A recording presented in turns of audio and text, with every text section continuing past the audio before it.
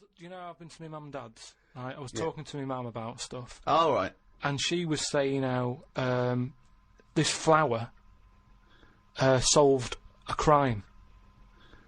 What happened was there was a murder, right, in an office. So they said it's obvious that someone who works in the office did this murder because that person's only a sort of a typist. He has, you know, they've done nothing wrong. So they said that's narrowed it down, right? So this flower man came in, and he said, "I can sort this out for you." So they said, "What do you mean?" He said, "Well, during the murder, the plant was knocked off the cabinet, Right. and he had some special wires that he can put on the flower, and it's sort of shaking and stuff because even though you can't see it, flowers pick up bad vibes and what have you. If you shake a plant, it doesn't like it." Okay. Right? So what happened was, he said, "Right, what we'll do, we'll put the plant back on the shelf. Yep. We'll water it. We'll calm it down. Then get Get a nice cup of tea. then get every member of staff Right. to come in the room and just go near the flower. Right. So don't tell them. So like a lineup for the flower. Kind of. Kind of like a lineup. But Sure. don't tell them what we're doing. Just send them in and say, stand by that cabinet where the murder happened and what have you. Yeah. Anyway, it was a long day. They were getting through a lot of stuff. It was a big office block. Yeah. They were going, this isn't working. You know, the flower's not budging. Suddenly, they get into like the last part of the day when they were almost giving up. They call in a sketch artist. The plant gives them a... Some caretaker fella Caretaker, yeah. said, go over there. Was it? You Was know, it an so- old man that, I mean, because Scooby-Doo didn't like him from the beginning. No. So, you know, is why is that janitor so evil? They send the caretaker over to the plant. He's going, you know, he's thinking I've got away with this. Of course. Plant starts shaking, what have you. They did him. Okay, wait a minute then. So, was there any other evidence? Was that the only evidence they used in the trial? Well, no, it's one of them things, though. Imagine it, if you're that caretaker and you're thinking, I've got away with this, then suddenly a plant grasses you up. You weren't expecting that. So suddenly you're off guard. And you go, okay, can't get that chrysanthemum away from me, I did it. You're talking absolute bollocks. That was one of the most nonsense pieces of shit I've ever heard But in my anyway, life. listen, well, it happened, but... It didn't happen. Anyway, this seems one that I think you probably have... You and your father have probably come across this sort of dilemma in the past. And I'd be interested to know what your take is on it.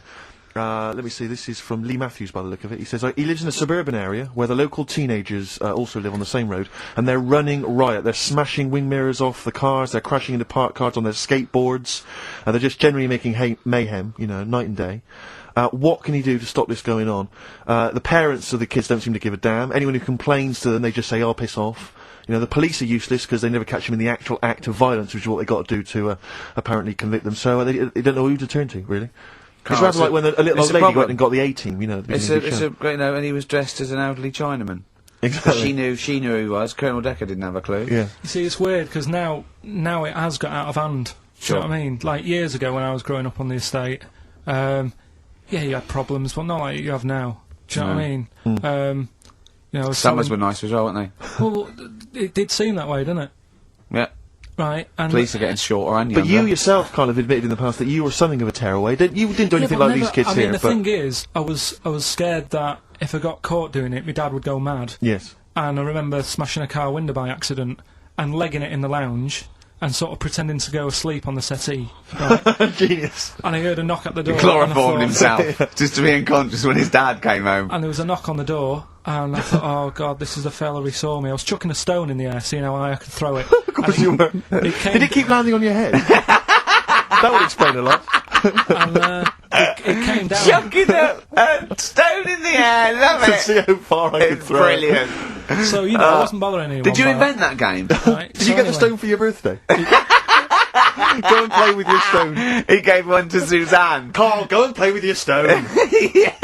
The thing is, right, and it came down at a funny angle, and Of course it did. It ate the back of this car, and the back window is the most expensive because it has that heating thing in it. Yeah. In case you got a frosty window. Yeah. So I thought, oh god. So I legged it in, got on the settee, went to sleep, knocked at the door. Genius. This is a brilliant plan. It's a brilliant plan. I couldn't be guilty. I'm asleep. So I love the idea. So the thing is, our lounge used to sort of you could see in from the door, right? So this family who saw me do it saw me asleep on the settee, and my mum said, "Go and get the door."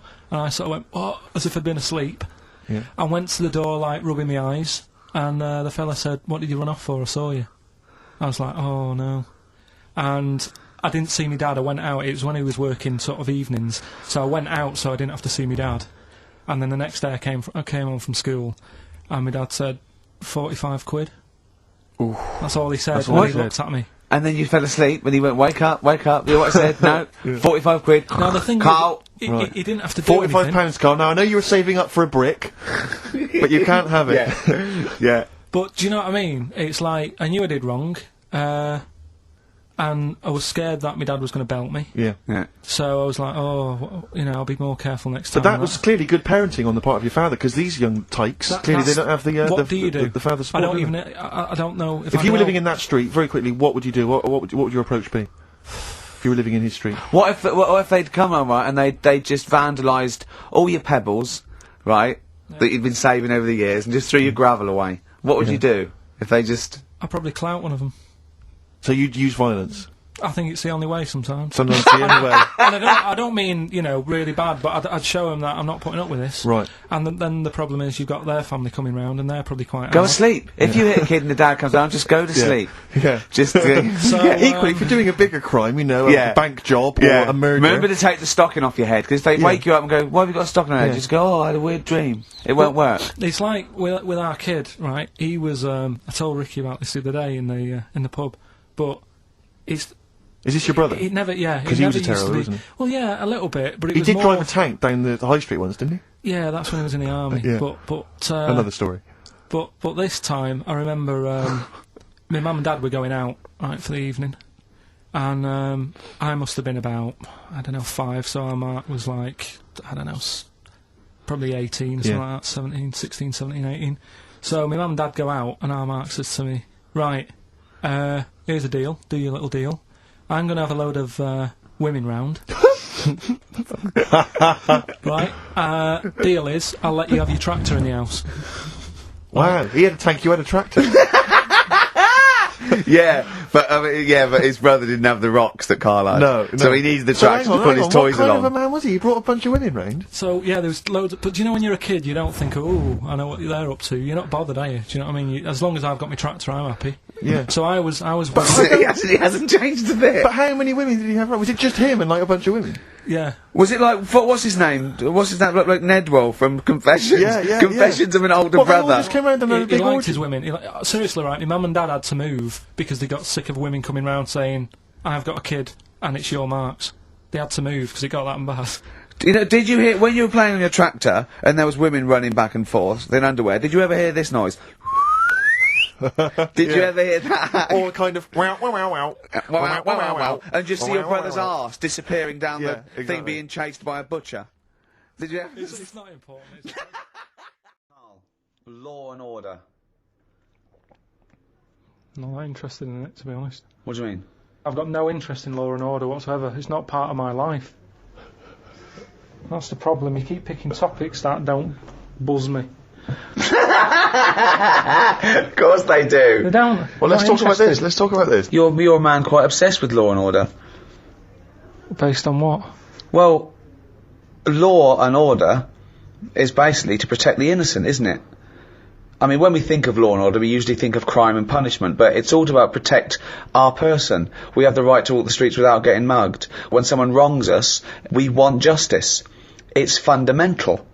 And you do. You were sitting in your old flat in London, phoning me every day that you wanted to go downstairs and smack their heads in for being late and shouting around and being drunk, and you could hear it. You wanted some justice. Yeah, but nothing would have happened if they called someone up and said there's people doing noise pollution. Even though there's a law for noise pollution now, it's not really taken seriously, is it? Well, you are concerned with law and order. No, you but wanted your point. rights, and you ended up moving. He's moved here now. He's moved to lovely sunny Hampstead, just down the road from us. So you're having a better life. Yeah, so but I shouldn't have to move because of some noisy people. No, you shouldn't. But I'm saying you were stressed. No one cares, though. And you wanted justice, but you thought you couldn't get justice, so you moved away. Yeah, so I dealt with it in my way. Yeah, I hated them. Right. Because they didn't care about anyone else. Exactly. But the police wouldn't get involved. There's other people who live round there who had to put up with it. But no one cared. So what did it feel like every night when you were trying to watch telly, and it's hot and you got the window open, or... No, you could just hear stuff, and it's that thing of, you get a lot of tourists in London, So they're talking. It's not even as if you can listen in to what they're saying and have a view on their opinion, because they're foreign. Would that be entertaining for you? Well, yeah, because if you can hear what people are saying, you go, yeah, that's a Switch good the point. telly off. That's a good point. There's some I sort don't want of- to hear anyone talking. I'll tell you what, really feel sorry for people with, like, neighbours from hell. Because it's, I mean, you know, I'm not saying it's justified, but I can see why people go mental with someone when they're bullied or, you know, constantly harassed and no one cares. And when you can't go to the police, and go, there's a bloke next door, he's got his telly on loud, he's always pissed, he's shouting about, if you don't do something, I'm going to go around there and crack his head in. You're be the one that... But isn't it your own fault for living in central London? Well, not really, because it wasn't always like that. I'd been there years, and then all of a sudden, you know, good fellas turn up. They sat down there making a racket. What can you say to them? You call down, they can't hear the phone ringing. Could I just say that Goodfellas wasn't a pizza joint? He called the loud people that because he thought they were gangsters, because they did what they wanted and sat outside and... Yeah. So, but it's louder, I think it is louder abroad than it is here. Whenever I go away on holiday, I always notice that it's always a couple of decibels higher. Really? Always. Like the sound of bird noises and that are louder abroad. Because they're trying to get a nut above the noise of the noisy people. No, that's not true. They are. When I was where was I? Menorca or something. It was like lying there. If it wasn't a noisy local, it was the people in the villa next door. If it's not them, they suddenly collected the bottles from the bottle bank. That's a nice noise when you're just relaxing. The bottle bank. Just pop that there where the villa is. So that was a racket. There was always there was just so much noise. Animals, creatures. You can't escape it. It's the one thing you can't escape, noise. Your ears never turn off. No. They're always there. But I've told you before, wear earplugs if you have to. I don't like it. But he doesn't like, he says he can hear the sound of his own art. Well, there's always a sound. Like your eyes, you can close them. My eyes close all the time, and if I don't like the look of something, if I don't like the look of something, they close before even I've thought about if I want to see it or not. What do you think exactly? I just mean if I see something on the telly or like one of those casualty programs or something, it's like my eyes know that I'm not going to like the look of it. But no. So they close quicker. No. My ears, they seem to be interested in everything, even though I'm not. What I mean is, you can't close your ears. Yeah, you that's can't, what I'm saying. Exactly, yeah. You can never... So that's why I like the idea that your eyes are closing when you... I was watching that. Yeah, what are you doing, Have your eyes ever closed something that you're going... No, they normally get it right. Your eyes aren't making any decisions. Right. You're making decisions. You turn away because you don't like seeing something. You don't turn away and then you're going, what was that? And your eyes going, you don't want to know. You do not know. You don't know. I'm just saying anyway. Lovely pair of tits here. I just mean noise pollution. It's the one thing you can't escape. Karl, have you ever been conned? There's always someone doing well out of me. There's always someone, if they're a little bit short, we'll go around to Pilkington. But I mean, 3 or 4 times a day. Sometimes I call him up and he goes, right, the washing machine's broken, they came round, they've done this, right, they couldn't fix it, but they had to call it, charged 90 quid. I called the bank and said, no, they can't do that. Turns out they can't do it. It's like a string of things where it looks like Karl's handing out money, like the end of a comic book. He goes, that's for the broken window, and there's for my sausages. It's like a queue of people taking money off Karl. I don't know, they're normally alright if I'm face to face with them. Really? Yeah, if I can sort of, if I can go in a place. But a lot of stuff now is done on the phone. Yeah. It's all phone, isn't it? Because it's all over the world where you're speaking to these people. Yeah. I was talking to someone the other day about the alarm system, right, in the flat. Called them up, thought, it'd be good to get this going again. Have an alarm system, I haven't had one for years. Might as well use it, it's there. So, I called them up and said, there's an alarm system in this flat I've bought. I want to get it going again. What's the situation? So they took a load of details and stuff, and they said, right, what you have to do, it's 400 quid a year. I said, what? So 400 quid a year. I said, what's that for? He said, if the alarm goes off, we can guarantee that a copper will be there in like a minute and a half. I said, I don't want that. I said, I'm just happy with the alarm just going off. I'll give the keys to the neighbour. No, you can't do that. You've got to have this way. I said, 400. I said, I thought alarms are meant to stop you being robbed. Did you what, sir? Don't understand sarcasm when you're talking to them people. Yeah, just to get out your system. When you know you've been conned, you just laugh in the face of adversity. You were just talking about how I lived in an odd village. Yeah. With kids with big heads and all that, right? And what I wanted to do... What is that again? There's 2 kids with big heads? Yeah, they just had sort of big heads and, webbed hands and that. They went to my school. And, when I spoke to my dad the other day, because I'm going out to see my mum and dad tomorrow. Oh, yeah. So I said, have we got any school photographs with the big-headed kids in? And he said, no, nobody bought those sort of school photos, because they were in it, so it was always a bit ruined. But I said, well... No, he said sales would, because he obviously talked to other dads and stuff like that. And he just said, oh, no one bought them. But anyway, so... I would love them! Yeah. That's why I'd buy them. Yeah, but I wouldn't stand out, would I? If it's on the mantelpiece. Yeah, well, So, but anyway, so I was talking about, When you say they had big heads, what do you mean? Do they look like someone from Doctor Who? They were just quite big. But they weren't related? No. So why did 2 blokes with big heads and webbed feet? I lived in a weird area. There was a chemical plant close by. I can't believe you've never told us that before. That explains a lot. Not just the freaks in your neighbourhood, but... No, there was loads of weird stuff going on. There was this, like I said, there was this woman who, used to, live in one of the council flats, right? And, she had a 3-wheeled, sort of big, what do you call it? Son. 3-wheeled son. He was the weirdest bloke we ever knew. What do you call it? Like a big tricycle, but for an adult, rather than one for a kid. It was a big one. It wasn't a motorbike, though, it was a... No, it was a push bike thing. Right, yeah. And she used to, sort of ride down the road with a fella sat in the basket on the back, with his, legs dangling over, and they'd be going to, the pub and what have you. Was it a different fella each time, or the same one? Yeah, little bald-headed fella. So it was in collection for, organs and things. Bring out your ill. And then people just throw Grandad just in the back and go, right, we're getting £4 for Grandad. But she's got a lovely pair of testicles on him. They're very low, but they're Bring out your dead, or nearly dead. She used to, pick on her husband quite a lot. They'd be in the pub and what have you, and they'd be sat by themselves, but she'd always be sort of, having a go at him, moaning at him, sort of pushing him about and that. So my dad and his mate, right, they went round to their house, knocked on the door, she answered, and he said he was a copper, right? He said, Detective, Pilkington, gonna come in and have a word. So I'm just gonna make a note of impersonating a police officer. Yeah, but for the good, he went in and sort of said, now, I've heard, you picking on your husband a lot. Yeah. We'll be keeping an eye on you. Do it again, and, there'll be trouble. And she backed off after that. She was alright. Good.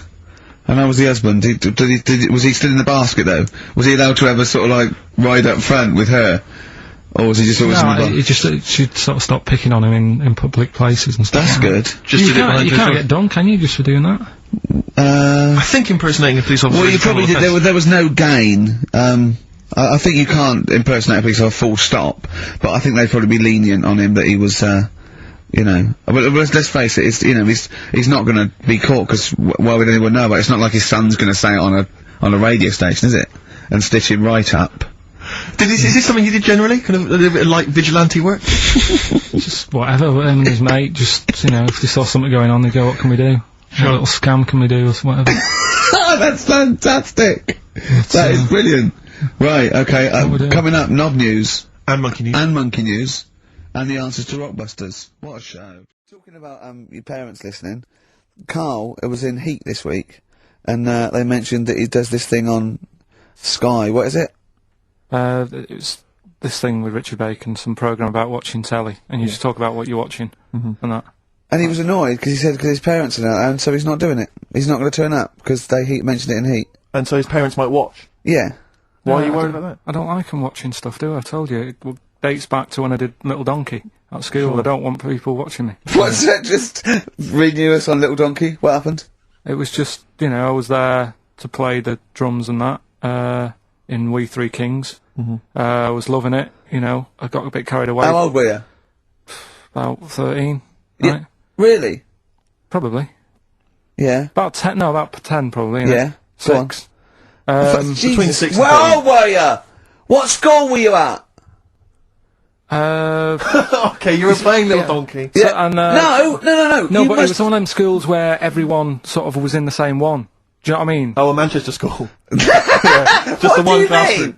Well, it's like Sweeping chimneys in the day and then 1 hour of learning? What are you talking about? What school were you at? Was it infants, junior, or they secondary? didn't really do that. It was What one do way. What do you They mean? didn't do You that. did that. They still have to abide by the laws of the land in Manchester. No, but it was a lot more like you had infants, but Yeah. you also had like the older lot. There's kids there who, when you're in the younger year and that, you'd see kids and you go, "Is that?" Talk English and use terms that people do when they're talking about schooling. I don't even want to talk about this. No, how old were you? What oh. I'm guessing maybe 6 or 7 or 8.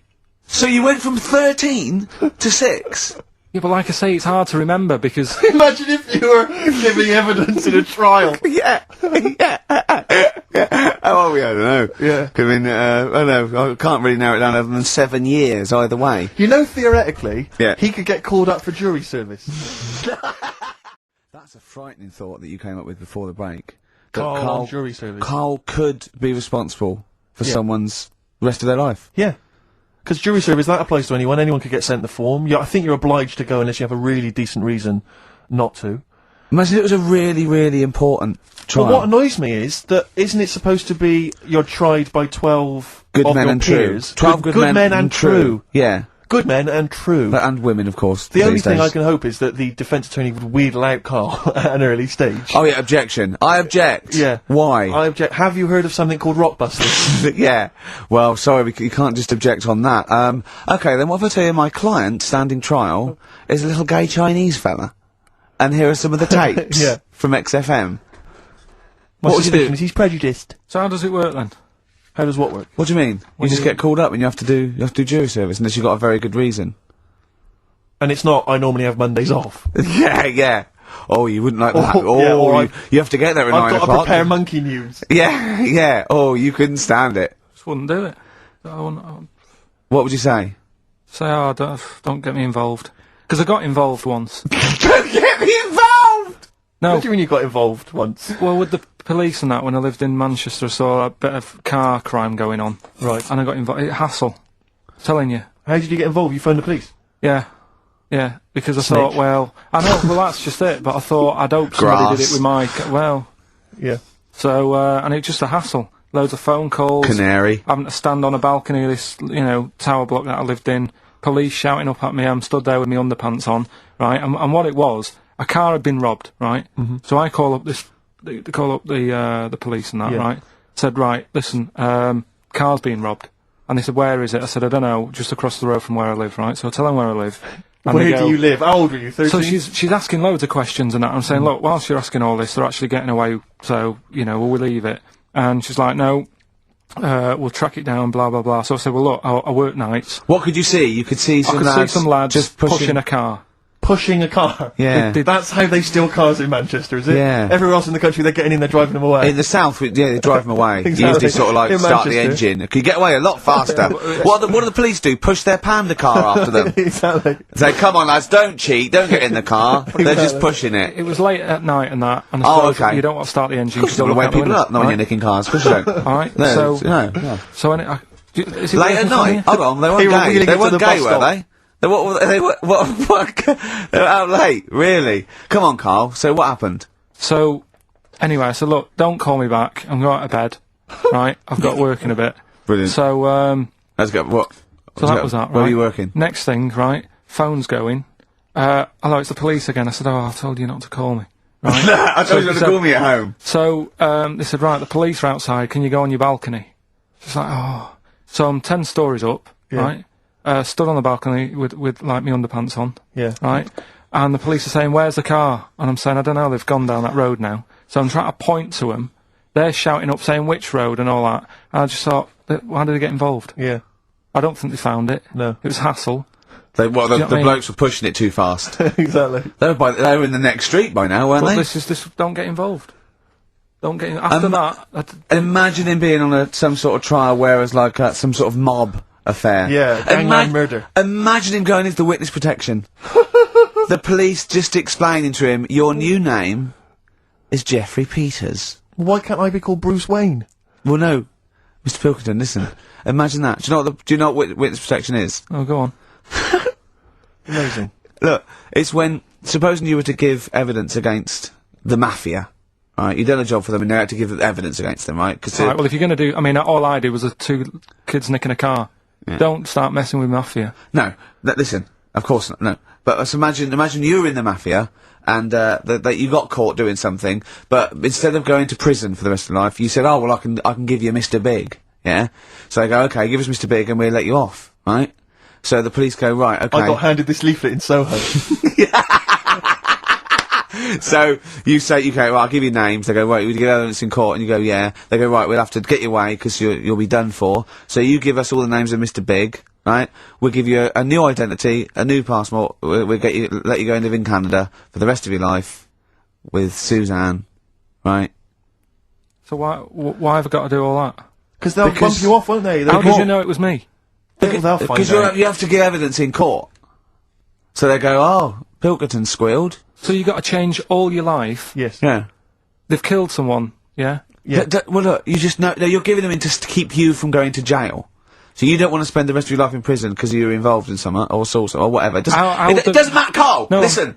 How would the mafia know that I've said something? Because you say in court, those are the people. He's Mr. Big. He's Mr. So-and-so. He ordered the hit. Don't you know anything? It's a lot of messing around, though, isn't it? But so I've got to leave this job, yeah? Yeah, I think they might try XFM first. I'd have to... What? I'd have to bin Suzanne, would I? No, she can go and live with you. You have to cut off all your ties with your friends and family, though. You can't contact them. You've got to leave them behind. Would she have to change her haircut? Possibly. When did the murder happen? Yeah. So what would the new identity be that you choose? What would you choose for yourself? What name? Probably, I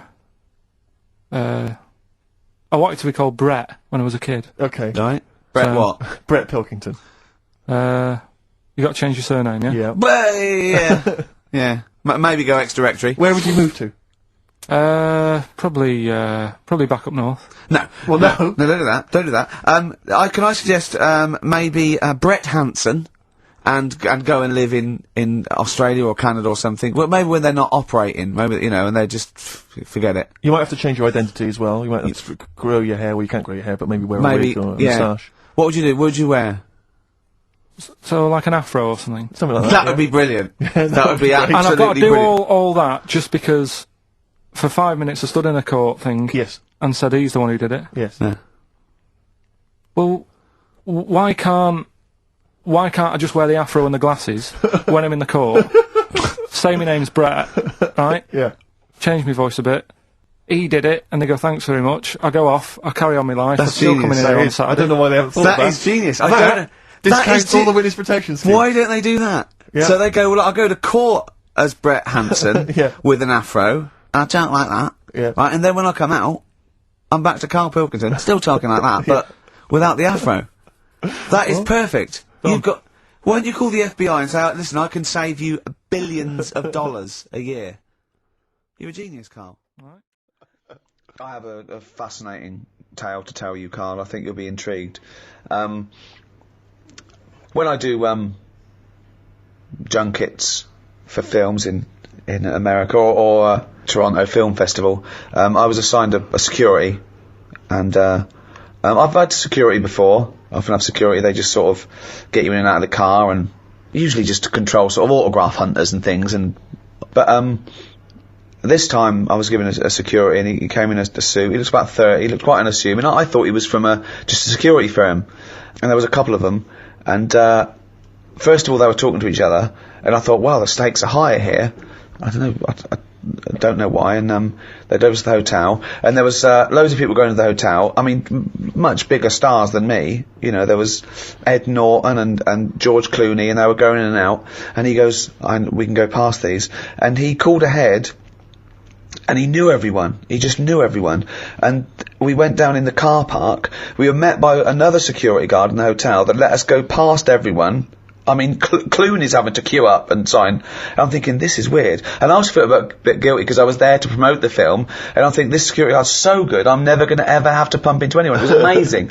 And they was there the next day, and he took us to the junket and back, and he put us on the thing. And then it turned out that he was actually LAPD. who was doing this for celebrities because he earned more money. And then I found out he had a gun. So I can't come in the airport with you, I can't take my gun. So he's armed. So I've got a security who's an APD who's armed, and I'm fascinated. Now I'm fascinated. This man is walking around with me with a little earpiece, talking to everyone. He seems to know everyone, and he's got a gun. I think, this is amazing. Then one night he said, he dropped me off at the hotel, and he said, I've actually been called, I've got to go on a mission, they need my help.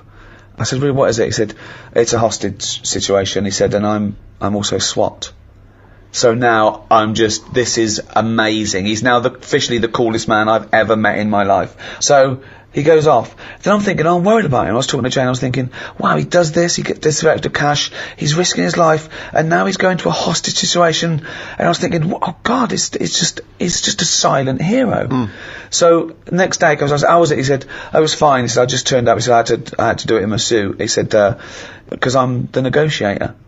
What? So now, he's an armed security guard who's an LAPD, who's special SWAT, and he's one of 9 negotiators in LA. We're in LA now. We'd come from Toronto, went via New York and LA.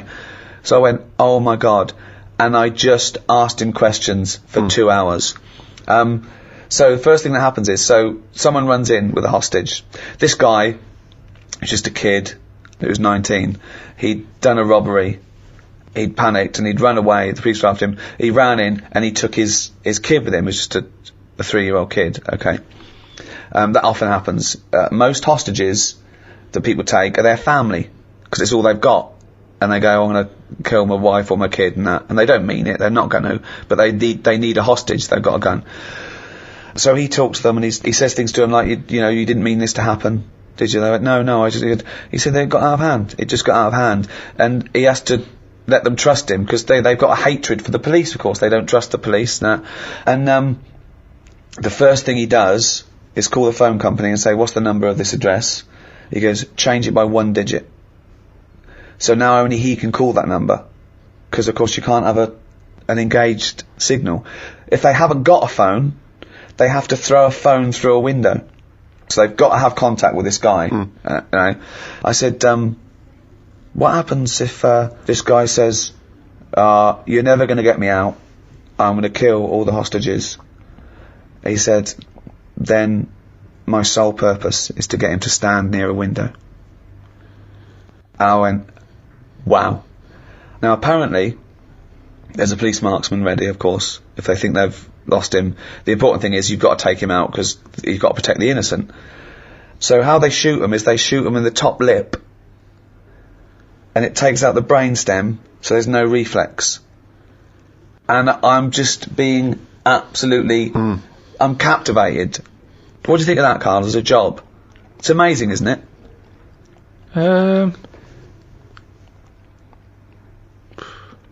Yeah, I mean, once you've done one, though, it's like any job, isn't it, I suppose? Yeah. Once you've done one. Yeah, not impressed? Boring, yeah. No, it's good. Could you do it? Do you reckon you could do it? Do you reckon you could negotiate someone out of a hostage situation?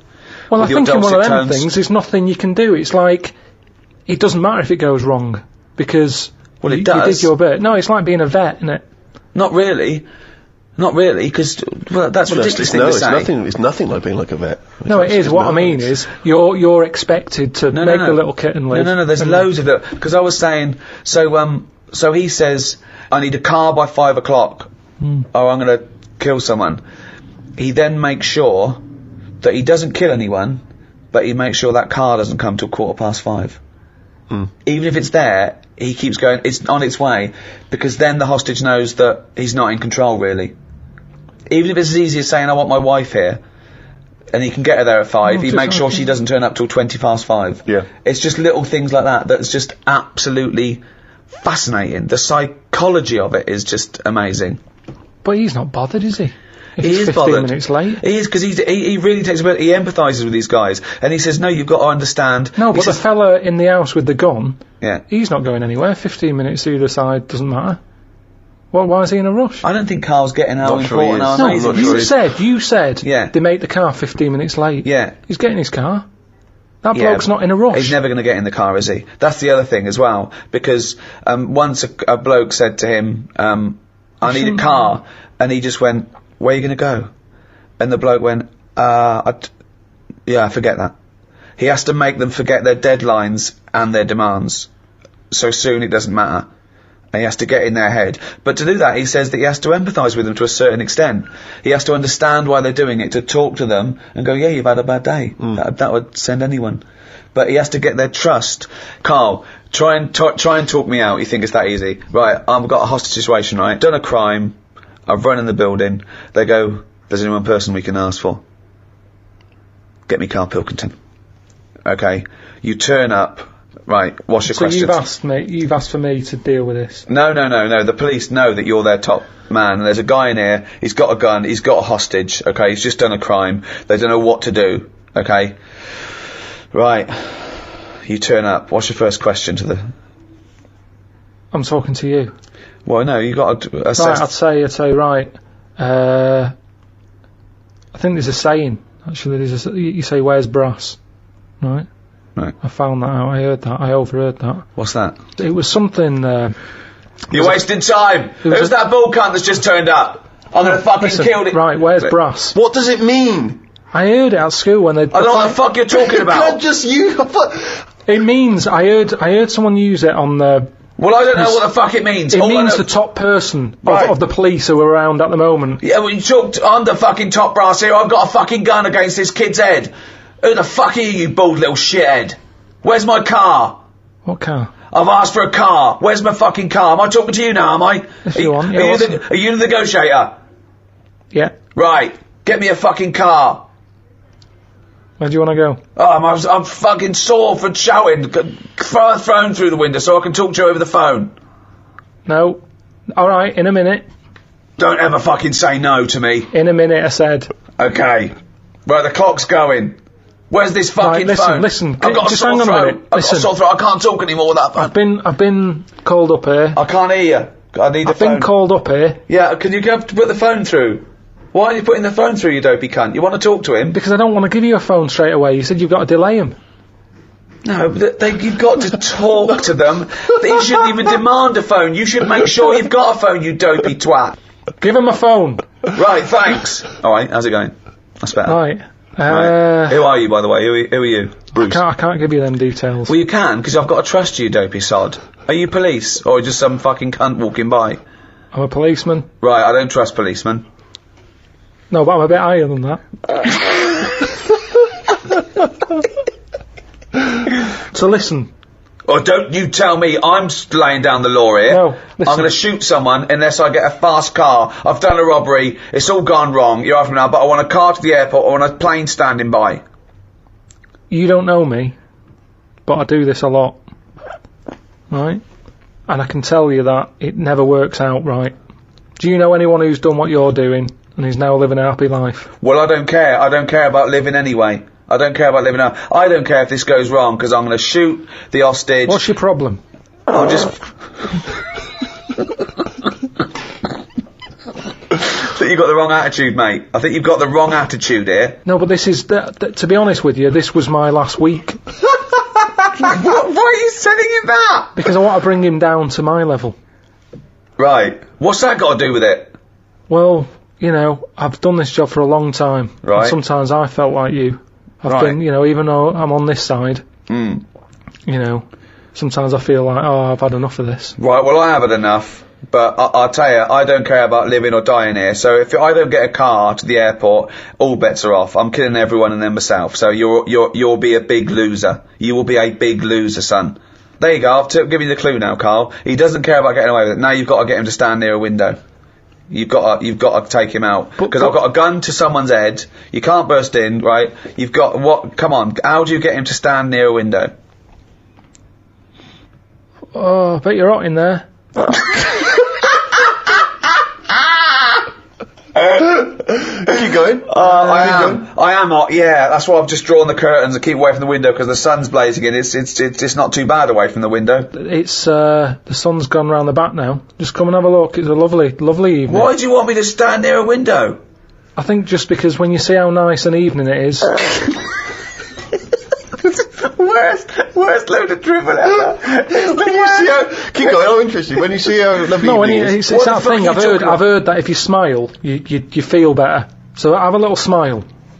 Think of a happy moment in your life. I'll tell you what a happy moment in my life would be. Putting a bullet through your little round head, you cunt. Keep thinking about that image. Right. And you can see that round head. Just come to the window, I'll show you the round head. That would probably work, actually. Yeah, What? No, I'm not going to come near the window. You come near the window. You come near my window. Up you come. Are you coming near the window? No, not yet. Where? Delaying it again. Right, I'm coming near the window. Well, I'm going to shoot you if you come near the window, you dopey prat. Well, why? I thought we were getting somewhere here. No, I'm going to shoot you. I've conned you. I've negotiated you to come near the window, and I'm going to shoot you in the head, you prat. I'll just leave then.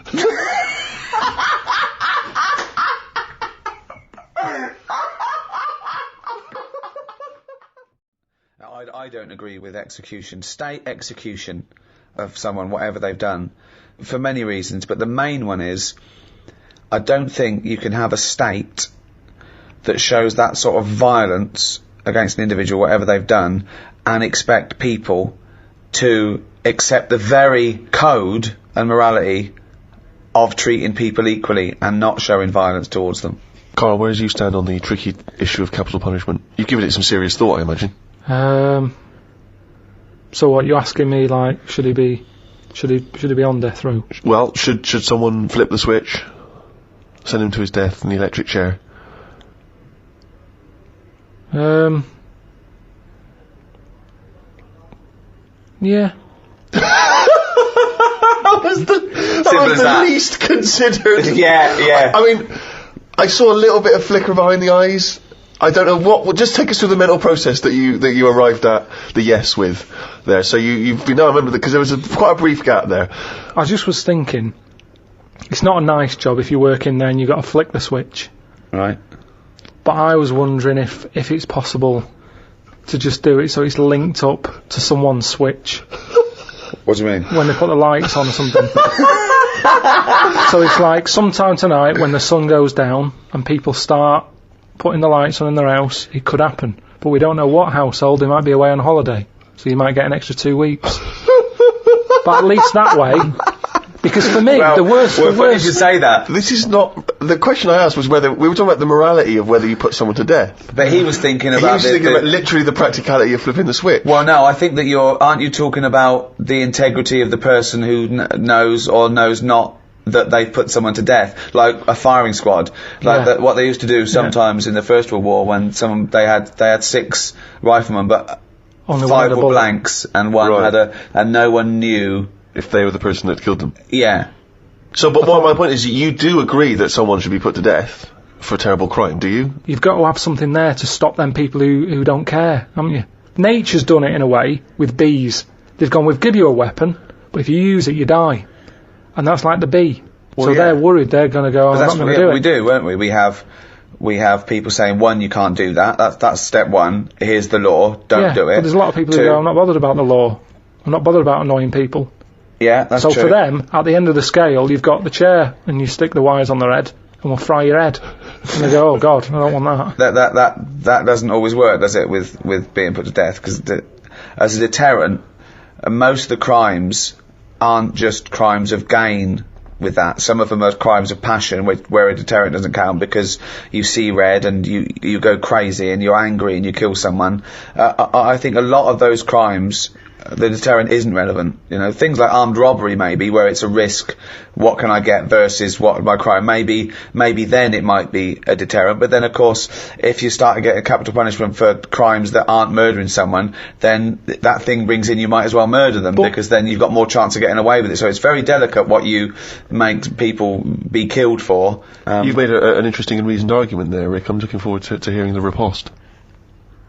Right. When I was younger, I used to nick Mars bars. Okay. Right. Now, I did that then, and I knew that even if I get caught, what's the worst that's going to happen? Yeah. I'm not going to go to prison over that. But it was worth nicking because the Mars bar, they were like 45 pence. Sure. When you're a kid, you can get a lot of chewing nuts for that. Chewing nuts? I don't know what you're talking about. Yeah, they like caramel covered in chocolate. Last ages. Quite hard. Oh, I know. Yeah, you suck the chocolate off and then you got to chew them until they're... Yeah, I know, yeah. Now, I could afford them at 10 pence a bag. They'd last me sort of a morning. A Mars bar was a proper treat. There's a lot going on in there. A lot of chocolate, a lot of caramel. Yeah. Like I say, 45 pence. Yeah. So, to me... That was like an advert that went wrong just at the end.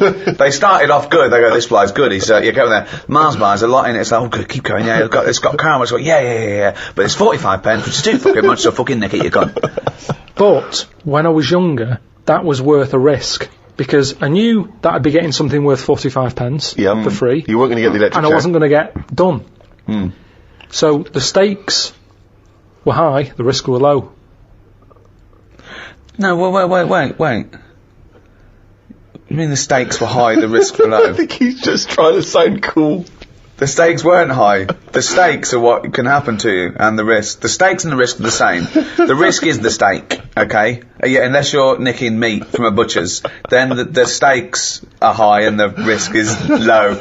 I don't know what the fuck you're talking about, but what you meant was the game was high. The game was high. Yeah, the game was high. Yeah, the risk was low. Yeah. But wasn't, was it? Because 45p isn't a lot unless you're a kid. It is when you're a kid. It is when you're a kid. Because I was getting 50 pence. But then surely getting caught for nicking a Mars bar's higher when you're a kid. No, it's not. Look, you see, most of the time, I didn't want to say which shop it was that I nicked it from, but it's where I did my paper round. Now, the thing is... So you're nicking from your own boss? Nah, but listen, I used to wake him up. That I helped him terrible. run that. No, because That is terrible. This is awful. That Go is- on, hang on, I want to hear... really I want to hear bad. him rationalise his Because that terrible sweet crime. old man who used to give... It's not an old man. I used to go round Sweet and wake little him old up, man. right? He hated running that place. Right. If anything, I'd say I was his best asset. Well, not really. Yeah, Because I don't You know were what... nicking from him, you were Yeah, stealing from him. I don't know how much he business. made on papers, but he'd probably go 45p profit. Hold on. They got their papers really early because I got up early. Yeah. I used to go round to the Well, you know, shop at Mars a 4:30. day helps you work, rest, and steal. So I used to go round there, wake him up. He'd be like, "What are you doing round here so early?" Don't know, I'm just hungry. What? I'm just hungry for work. No. Oh, well, good boy, Pip. I'm just going to turn away a minute, while you stand there in front of the confectionery. I'll turn away now, and I've looked back now, and here's the papers. And thanks so much, Carl, because you're a lovely He's like kid. an honourable and trustworthy Yeah, I guy. can't really afford to... I've been betrayed so many times. That's why my Yeah. lovely wife's no longer with me. You know, she ran off with Ken. Yeah, but I mean, at least I've got a friend. At least I've got one young You turn friend. up early, oh God, it's brilliant. Oh, and Carl, keep a lookout, because Someone's been nicking Mars bars. yeah, I know it's not you, because I trust you implicitly. And by the way, Carl, why don't you take a Mars bar for free? Oh, thanks. No, that never happened. Alright. So I'm getting 50 pence a day for delivering papers, but I needed the energy. Right. Now, if I spent my 50p on a Mars bar, Yeah. 5p profit a day is not worth it. No. So, help yourself. I knew I was doing a good job for him. No. So help yourself. That doesn't follow. So help yourself. Get another job.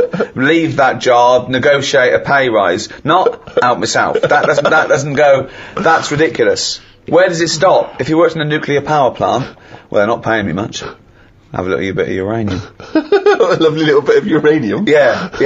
That'll do. That's a strange analogy, Rick. It's sort of left straight from a bloke nicking stuff from work. So he works in a power plant, he's having himself a bit of uranium. What's he doing with the uranium? You know, Mars a day and all that, and that's for energy, and so's uranium.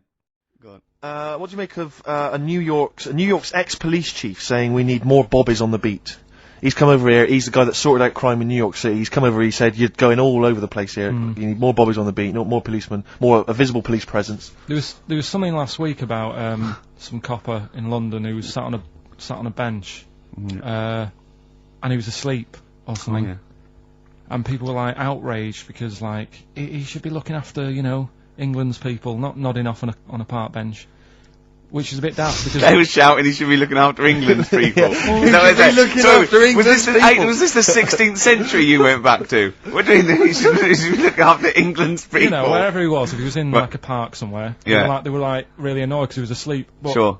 the way He's I probably look at it, undercover. No, but the thing is, if there would have been any trouble, I'm sure he would have woke up. Yeah. If there was any sort of, if someone needed help and he screamed, he would have woke up. So I don't know why they were having a go at him. Yeah. And he might not have been there at all. So it was he probably have his radio turned on, didn't he? Yeah. Listening to Heart. So you're not concerned then that there's not the crimes going up? I think there's enough. I see quite a lot of them whizzing around. Okay. You're happy then? Yeah. As long as you're happy, Carl. So you don't think it's too much crime? No. Just the right amount of crime. Yeah. Now, if you think about America in the 1950s, black people still very much second-class citizens. You've obviously heard of the famous Rosa Parks incident, in which she was obliged to move on the bus from where she was sat to somewhere else, and she chose not to, and she was arrested for it. It became very much a sort of figurehead of the civil rights movement. Had you been travelling on that bus? What would you do? And am I far from where I'm getting off? Yeah. So once again, you can't just nip out at the next stop so you can wash your hands of the whole affair. No, you're on that bus. You've still got a number of stops. You live further away than Rosa does because you've got a lovely big house, whereas she doesn't have a lovely place. She can't afford it. So you've got to stay on that bus. You've seen this now. You've seen this bus driver demanding that she gives up that seat. Maybe she's given up that seat for you. Maybe you've got on that bus as a privileged white man and she refuses to get up on your behalf. I'd probably go, it's alright, I'm standing, I'm alright. But why would you say that? Because you're thinking of the modern day Carl, you're not thinking of the man from the 1950s. Well, the thing is, we don't have to go back in time. We can go to a country now where you'd see an injustice, where you were outnumbered by the law of the land. What if Suzanne wasn't allowed to sit with you on buses? What if now a law came in that women were second-class citizens and she can't come with you? Wouldn't you go, no, fuck that, she's sitting with me? I'd say we're only going around the block. We've been to the shopping centre. Be home in 15 minutes. Can you take that bag with you? Because there's no one sat next to you down here. I'm a bit crammed in up here. There's more blokes on the bus. I'll see you in a minute. It's not a big issue. I've done it on the train, where I've booked tickets and they've ended up being different tickets. And I've gone, I'll see you in an hour and a half. I've got an iPod. But so you went first class and she was in the But that's luck. That's luck. That's circumstance. One is policy. Surely you can see the difference between a principle and a bit of luck. But it's what you get used to at the end of the day. I mean, I'm not walking past them and slapping them on the back of the head. I'm getting on, and it's just that's where they sit, that's where we sit. Like men and women going into a separate toilet. Carl, let's put this to I mean, obviously, this is too much for your head to... You're on a bus, right, and there's a few white people, and I'm the driver. And they're being racist to a black kid. Right, if I'm driving, I'd go, listen, lads, stop that, will you? If you're going to be racist, can you get off at the next stop and do it there? Well, you know, we've all had a tough day. It's the end of the day. We just all want to go home. We've all been working. Right. He's not in your way. He's sat in his own seat. Sit back. Calm down. Had enough. But what if they said, no, we usually sit there. We want that seat. Would you think the black kid's a troublemaker? Or would you go, come on, just move, mate. It'd be peaceful. I'd go, what do you want to do? Do you want to move so this is calm down? Or No, you shouldn't say that. He doesn't matter if he wants to move or not. It's his right not to move. Do what you want, then. If you want to stay there and fight your own corner. No. He wants to stay there. Don't you surely you want to be on the side of right. I'm just doing my job here. I'm sat driving a bus. I'm driving a bus for 30 quid a week here. I'm getting a load of grief off some people at the end of the day. But think bigger than the bus rule. It's not just a bus thing, alright? Just imagine that you're not a bus driver. Alright? No, but that's what we're talking about here. But yes, Ricky's trying to make a point. It's an analogy again. It's about you taking some kind of responsibility that could put you in harm's way. Yeah. That could mean that you've got to stand up to danger or to bullies or to aggression. If someone's attacking Suzanne, she goes, Carl, help. You go, no, I could get her here. Because I know the full story here. But this is what I'm saying about Rosie, what's it? I'm just saying, she sat on the bus. How did it work? She got on the bus, she sat where she wanted. No, I'll tell you how it worked. The middle section of the bus, black people could sit there, but it was up to the driver's discretion to change where black people could sit, depending on the number of white passengers that got on. So she sat in a seat, some more and more white passengers get on, so this bloke decides, well, no, actually, this is no longer the black section, there's no black section, because there's enough white people, you've got to stand up. Right. And she decided, no, I'm not going to get up. It's my right to be able to sit on this bus, as a person, as a human being, not whether or black or white. And that was why she got arrested. Well, she lost in the end, didn't she? What do you mean she lost in the end? There's a black president. Yeah, but it's not because of her getting on a bus. That's just because times changed. Yes, in a way it is. I don't know. Because she became a spearhead of the civil rights movement that was spearheaded by Martin Luther King. But all those little things go towards change. On a different bus, on a different day, it might not have turned out that way. That's what I'm saying. It might have been, you know, someone else who goes, get off, who's been in a right mood, might have been in the pub all afternoon. And she's there going, I'm not moving, and he's fed up, he's up to here with it. Sorry, so she's pissed up now? She's pissed up now. No, the person sat next to her. Yeah. Might have even been a black bloke. He's been working hard. And he's like, I don't want this. But it's interesting you say that. The bus pulls over, the police are called in. But you say this, it's interesting you say that, because in the Rosa Parks incident, there were a number of other black men, all of whom did stand up. I think 5 of them were there, and 4 of them stood up, and she stayed sat down. So there was 4 people there who did choose the easier route, the easier life, and she stayed sat down, and she's the one who went to prison, and she's the one who's remembered, because of what she did on that day. It's difficult, isn't it? If I was on there, I'd weigh her up. You know, is this woman doing this as like a good cause, or is she just a trouble causer? Because she just seemed like, you know, I'll do what I want. Now that's fine. You'll always get people who do what they want, and they do change the little rules along the way. But I bet when she was doing it, it wasn't like a big stand up. This is the day I'm going to do it. It's just happened to. She was fed up that day. She didn't want to get up. Lazy. She might just go around law breaking all the time, and she's remembered now because she'd made a change about bus seats. But when she got up that morning, did she say I'm going to do that, or has she been fly tipping before she got on the bus? This is what I'm saying. Is she just you know? No, she's not a troublemaker. She's someone who already had a burgeoning interest in the civil rights. I mean, I really thought the Rosa Parks incident was pretty cut and dry. The fact that Karl's managed to find an ambiguity in it is extraordinary. I love it. Tell me something else about Rosie Parks. Oh, for God's sake. I don't know what she's got to do to win you round, Karl. Honestly, I didn't realise it would be this difficult. I'll tell you what is annoying. What? Steve's told me about a film that is about a monkey going off with a woman. The Charlotte Rampling thing where she... It's a film called Max Mon Amour. Yeah, she has an affair with a monkey. Go on. Yeah. Oh, what happened? You wouldn't like it. We can't go into it. You wouldn't like it. You wouldn't like it. It's not like, it's weird, and you wouldn't, Karl, it's not like a nature programme where he wears a bowler hat and can talk. Okay? The nature programmes that you seem to see. Yes, I'm trying to think, I haven't seen that one. No! Yeah. Come on, do monkey news. Well, monkey news this week. Play the jingle. Oh, chimpanzee, that monkey news, Right, it's about this monkey that was knocking about in the 1950s. Right. It was known in the sort of LA area, right? And apparently, again, I haven't really checked all this out, I've just picked up bits that look interesting. Yeah. Wore a golden mask, and like a cape and a leopard skin belt and stuff, right? So people didn't know he was a monkey. Of course they didn't know, yeah. They thought it was this bloke who's going around and he was helping out crime situations and stuff. Right, you're an idiot. So, this disguise, that you see a 3'6" bloke with arms the length of his body. No, but that's the funny thing, right? They sort of thought, it's a bit odd, you know, he's stocky, yet extremely flexible. Yeah, and hairy, because he only wore a white mask and a belt. And a distinctive jawline and stuff. And then, right. apparently, like, he used to sort of get to his...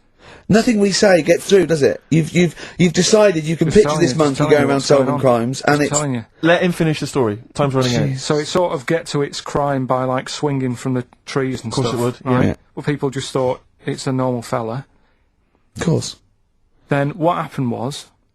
This is the bit that's going to annoy me, isn't it? He helped some fellas out, like, you know, and for a reward... They were like, do you want some money? You know, you've helped save our lives during a crime and stuff. Do you want some money and that? And he just went straight for the shopping bags, got a couple of bananas and apples, right? And as he was bent down, looking into the bag, getting the bananas and apples, they pulled his mask off. Little monkey. So he wasn't allowed to work for the police anymore? It ended there. Sure. Weird, isn't it? Rick, can I tell you the meaning of One Flew Over the Cuckoo's Nest? Yeah. Can we never speak of monkey news again? Yeah. Well, anyway, today's story was emailed in. So you didn't even do anything towards it? So when you say I've been working on monkey news, what, you printed that out? So is the making of monkey news you checking your email? Well, Brilliant. no, I'm always looking at different options at, you know, how much is going on. This is what makes me laugh when he says he's really busy. Yeah. I'm doing other stuff and that. I'm doing other stuff. People are sending in monkey news. Yeah. Yeah. You get an email. Is it from check it out. Reuters? Well, listen, it's from Steve. Okay. Right? Now, what it is this monkey, right? Yeah. Don't know where it was. But there's a bit before the monkey anyway, right? Jeez. No, listen. Shoot me. Right? It's a bank. There's this bank, right? Busy bank. Normal day, everything's going normal, right? Busy bank, people going in, doing what they do, seeing about mortgages and stuff. Yeah. Everything's normal, everyone's happy, right? Yeah. So anyway, it's quite busy one day. Fella comes in with a gun and a balaclava on. Up to no good. Right, I'll tell you now, Carl. If this fella turns out to be any ape or monkey-related species, you're never doing this again. You're never... so just, if you want to finish it, it's at your own risk. But if this fella who robbed the bank turns out to be a chimpanzee, that's the end of monkey news. Alright. Okay, let's hear the end. It's a lovely day in a lovely bank. Everyone's happy. Everything's normal. A man comes in the balaclava. Man comes in, Is it a man? starts waving a gun around. Shut up, Rick. Let him finish the story. Starts waving a gun around, Yeah. right? Up to no good. So everyone's thinking, oh God, you know, wish I didn't come in here, it's not going to be a good day. How tall is the man? Shut up. Let's hear it. Everything, you know, oh God, and he's telling everyone to get down on the floor. Yep. In Everyone's what, in thinking- English? In English? Yeah. In Think so. English? Yeah. So everyone's panicking, everyone's getting on the floor thinking, this is it, this is, you know, it's all over. Yeah. Just when you think, you know, It couldn't it's all be bad any worse. news, Yeah. it's all bad news. Doors swing open. Little monkey wanders in. God, it's worse. Shut up, Rick. Little monkey wanders in, right? The robber's like, what's going on here? He's telling it to get down on the floor. I don't think it was taking any notice. No, right? it was just busy asking for coffee. It runs in. I don't know if it was kind of withdrawal or deposit or whatever. It wanders in, right? Goes up to the robber. Where did it come from? Shut up. Will you let him finish the story and then ask questions? That's only fair. Okay. Wanders in. Runs up to the fellow with the gun. Takes the gun and the bag of money off him. Everyone's like, yay, you know, we've been saved.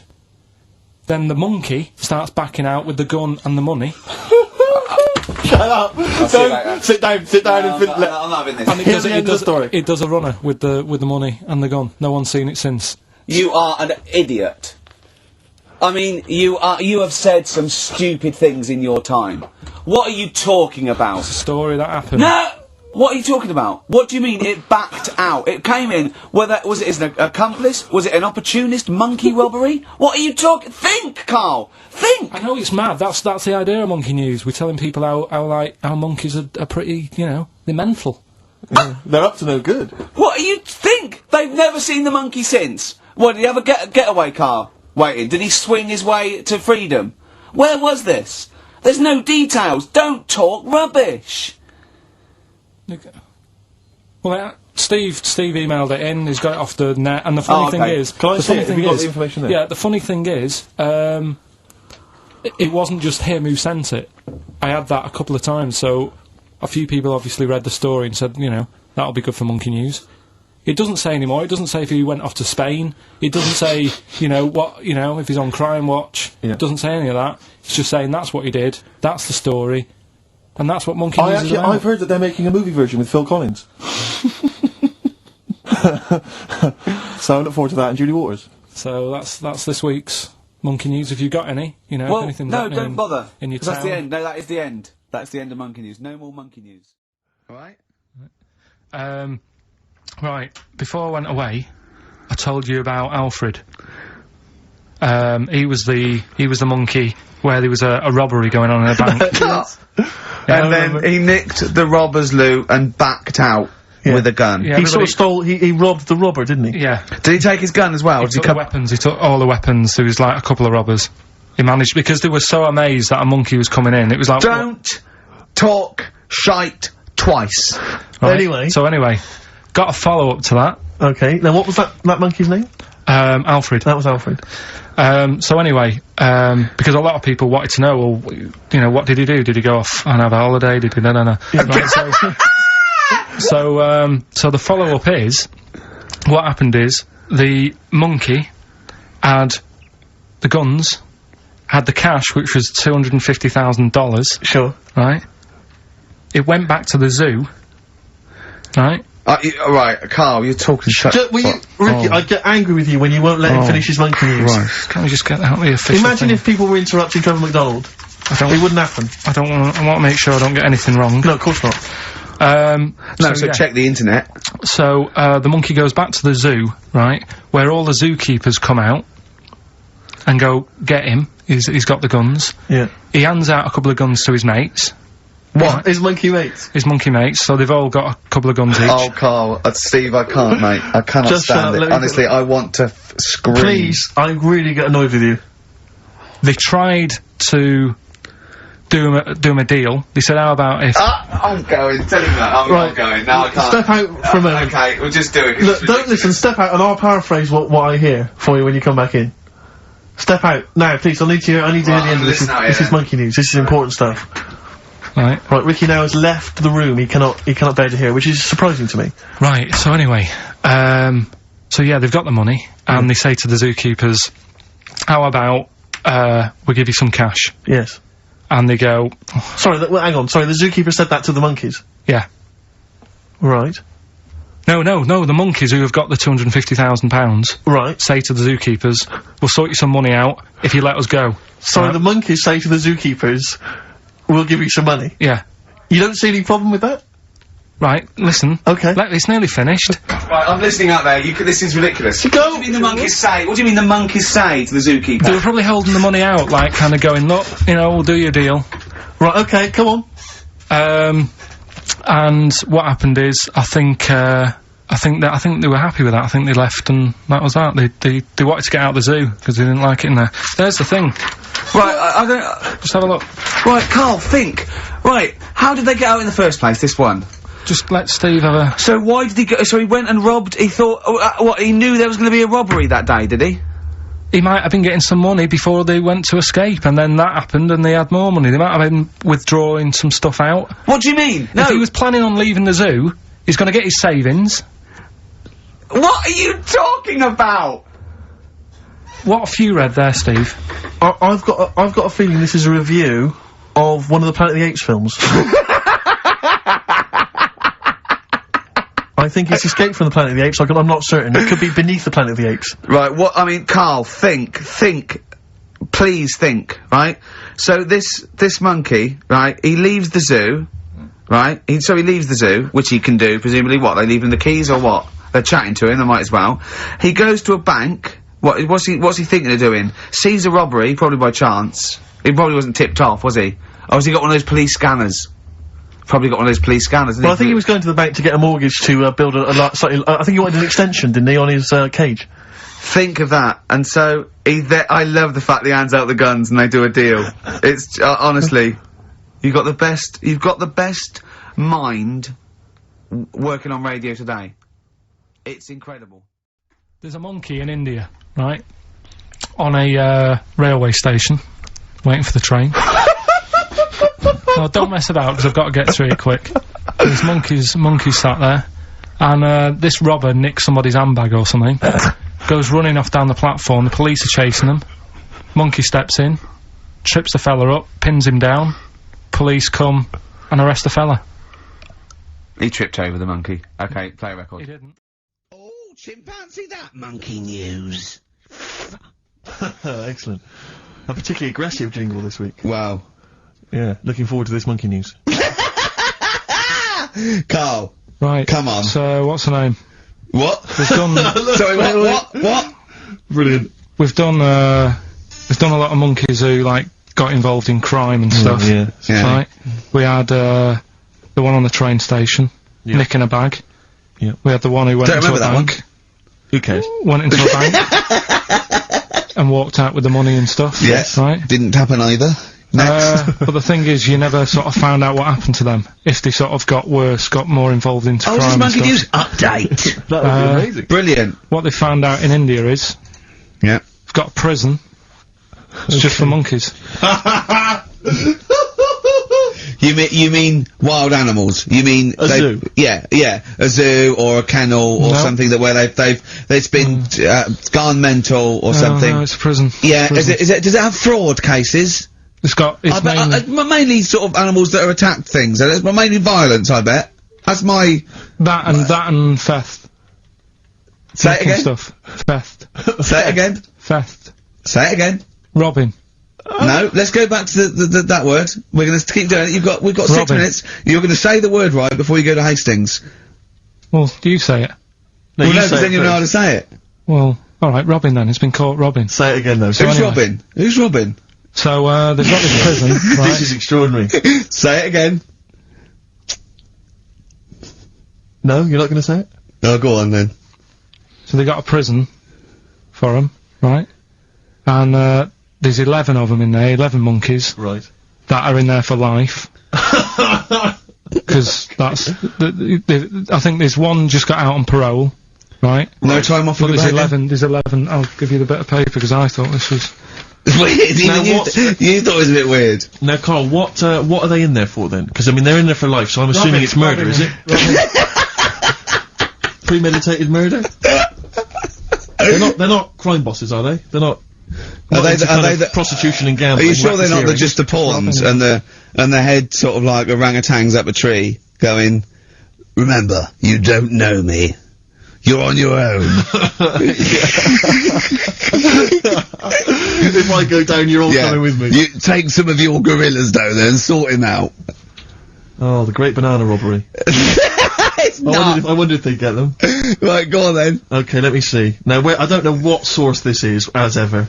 Is it the back of a fag packet found in a toilet? Well, no, I mean, someone's clearly... If this is nonsense, then someone's clearly gone to a lot of effort, because it does open with the headline, Parole Unlikely for Inmates of Monkey Prison.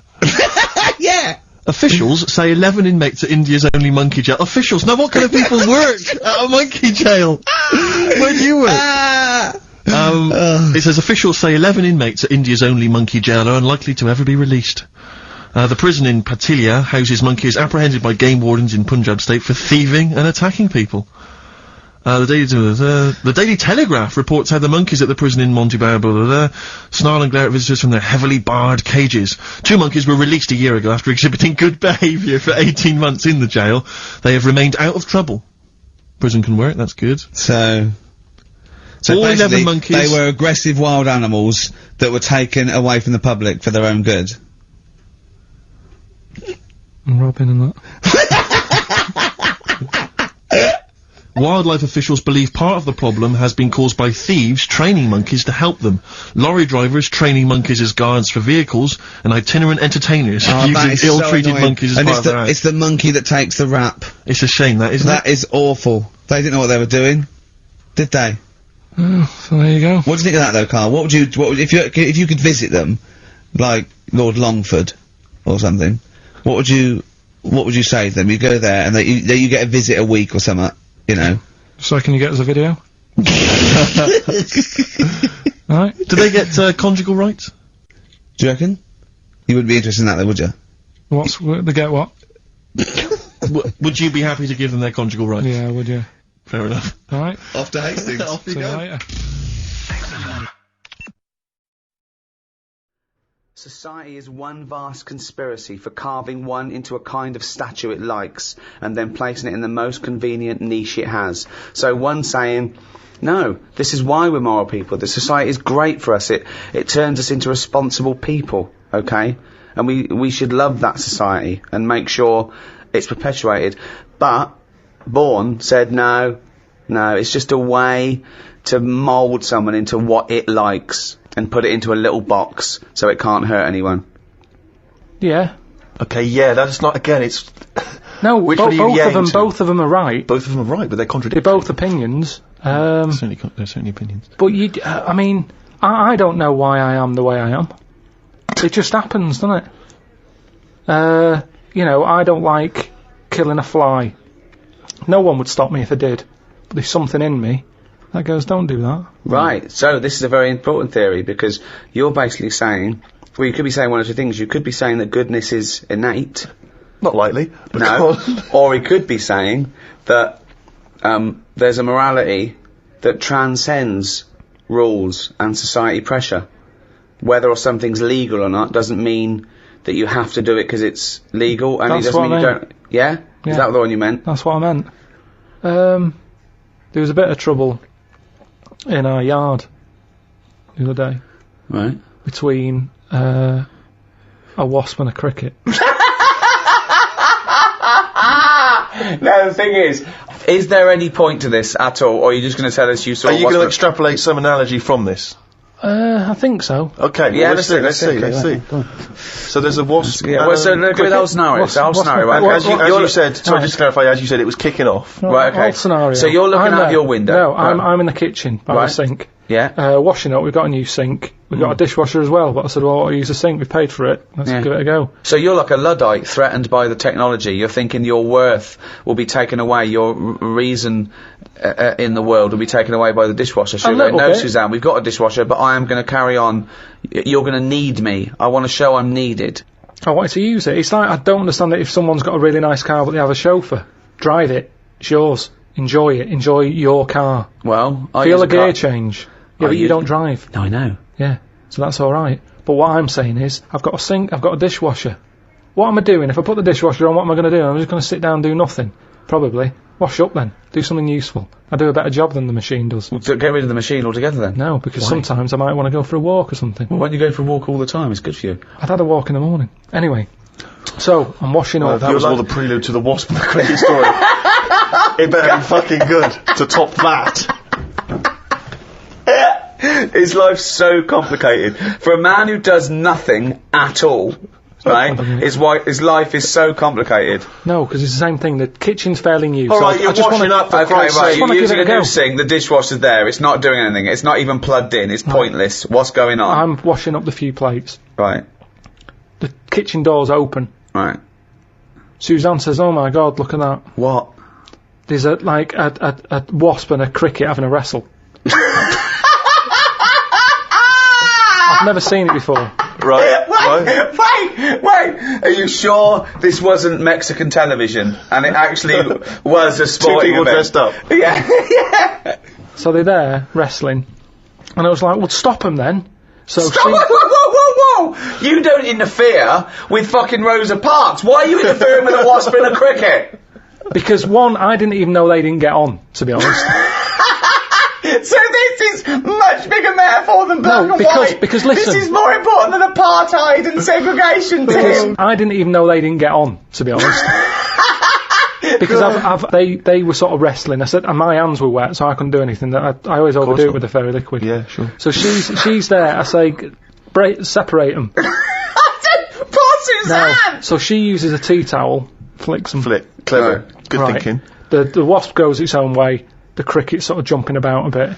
But who was fighting who? So I'm sort of saying that is really weird, because wasps are changing quicker than anything else that I keep my eye on. Okay, well that's just your theory and it's not based on anything. Well, I told you a couple of years back I saw one eating chicken. They shouldn't be doing it. So anyway, so now they're causing trouble with a cricket. Whoa, how do you know it was the wasp's fault? This is prejudice. Why do you think it was the wasp's fault? What if the cricket would have started it? What if the cricket's got a society that go, we ate wasps, we ate their stripes. We ate them. If they come here, fight them. If everyone comes down here, fight them. How do you know it wasn't the cricket that started that? Well, I suppose at that time I didn't, but since... subsequent information. Okay, sorry. Okay, so anyway... It's like Columbo, isn't it? So I saw all that, we broke it up, the cricket was sort of shaking a bit. Definitely not! Definitely not! It was shaking a little bit. Yeah. So I sort of prodded it, put a little leaf over it because it was a hot day. Thought I'll put a leaf there so it doesn't get overheated. I love this, like it's done the marathon. It's got Mars on the leaf, written on the leaf, and now it's just walking over the little medal. So Suzanne, I'd leave it for a bit.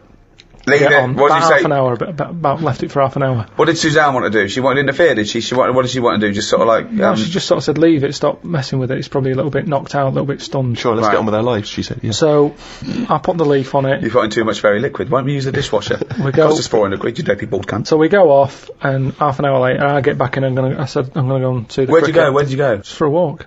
But hold on, why didn't you put the dish in the dishwasher and go for a walk? I don't understand. So now now as a dishwasher sitting there bone idle, you're washing up when you could be walking, and then you're still walking. Well, it's a good job I didn't go for a walk though, wasn't it? Because how would that have turned out?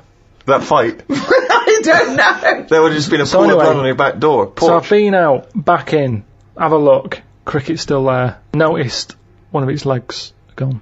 Oh. Don't know if the wasp did that, or the tea towel flick. Or it was already disabled and that's why the wasp thought this is an easy one. What if the wasp was helping it? It wasn't, no, honestly. But what it was excuse such me, a Mr. Wasp, commotion. because we're such friends and humans don't understand us and anyone interfered will definitely don't understand us, right? He's not an entomologist, right? Well, this is when I got the computer out, Right. had a look, and it's a, what was it called? Brilliant. I can't remember. What happened is, the wasp apparently does this a lot, and it stings them in the head. Right, not this particular. There wasn't like a little profile of this particular wasp. Yeah. On a kind of It's just an incident that Just happens a generally lot happens within between wasps, wasps and crickets. Right. So it stung it in the head, and what happens is, it's that whole thing that we've talked about before, where it lays an egg. Right. So I was sort of having a look, seeing if I could see any sort of holes in its head, and it just kept sort of moving its one leg, like, I can't handle this. So What do you mean it's moving its one leg? it was sort of just moving its one leg quite slowly, like it's just come It's only out got from one an leg, operation. it's lost one leg, you said? Yeah, it's lost one. Yeah, it's moving 5 legs slowly. No, it's just it's one big one. It's got one big leg. One big leg at the back now. It's normally got 2 that it uses to jump. Oh, I see, so, okay. So it's now it's Right. only got one. It's sort of like, it looks groggy. Is it not a grasshopper if it's jump? Is it not? What colour was it? Was it like? Sort of beige. Oh, it's probably a cricket. Yeah, So anyway, it's important. So you were worried that crickets aren't aware of the dangers of wasps. You did a bit of leafleting amongst the cricketing community. I just had a look online and saw that, it's a popular thing that happens. It's sort of like a bit of a mugging. It said you can leave them for about half an hour. They normally come round and they don't know they've had an egg put in their head. But There's no way it said leave them for half an hour and they come round, they don't have an egg. But there's no way it said Well, that. it said they're normally stunned for about half hour. Have you had an egg put in your head? Fucking ostrich egg, by the way, it's coming out the top. So anyway, I picked it up, I placed it under a little tree. I said, it's in the shade again. No wasps can see it there. Let's just leave it. But you've just left that cricket to now die in agony when that maggot goes round his head and comes out a wasp and leaves the carcass. Well, this is when Suzanne came up and said it wasn't moving. I sorted it. What do You you mean? sorted it. She sorted it. What do you You want wanna to say do? anything What else? do you mean? Well, I said, what do you mean you sorted it? She said, Read it's between best the if I lines. don't tell you. What, sorry. I've done. Wait. She said she sorted it. Wait. Do you think that we're in the mafia and we're being wiretapped? Say what happened. No, well, she just said she sorted it, and I said, what, sorted what? Because I'd forgotten about it at that point, I was painting. And she Right. said the cricket. Right, what do you think she meant by sorted it? Well, by the look on her face, the way she said it, I've known her for long enough, so I know that she meant it's not good news. Yeah, so what happened? So from that, I took for granted she means Say it! I've stopped it being, it's no longer in misery. So what do you mean? What? What did she do? She crushed its head. Because she said it was moving What, about specifically just the head? She just crushed the head. with a stone. She got a tiny head-shaped stone and Squashed it. Because that's where all the action is, isn't it? So she said it was too cruel watching it, sort of shaking about with its one leg and stuff. You had to kill it. I imagine I had this vision that one day Sorry, Suzanne what? just having to say to his parents, I sorted it. I sorted it. I had to put him out of his misery. I just couldn't bear to see the You don't twitching like to know, anymore. do you? No, you didn't like to know, but Yeah. I just took a rock. Yeah, and just squashed its head. What was in it? There was nothing. Nothing. in it. It just caved in. Was like- there an egg in it from a No. from a No, wasp? it was like you know when you get a blown egg and then you crush it and there was nothing. Yeah, nothing in it at all.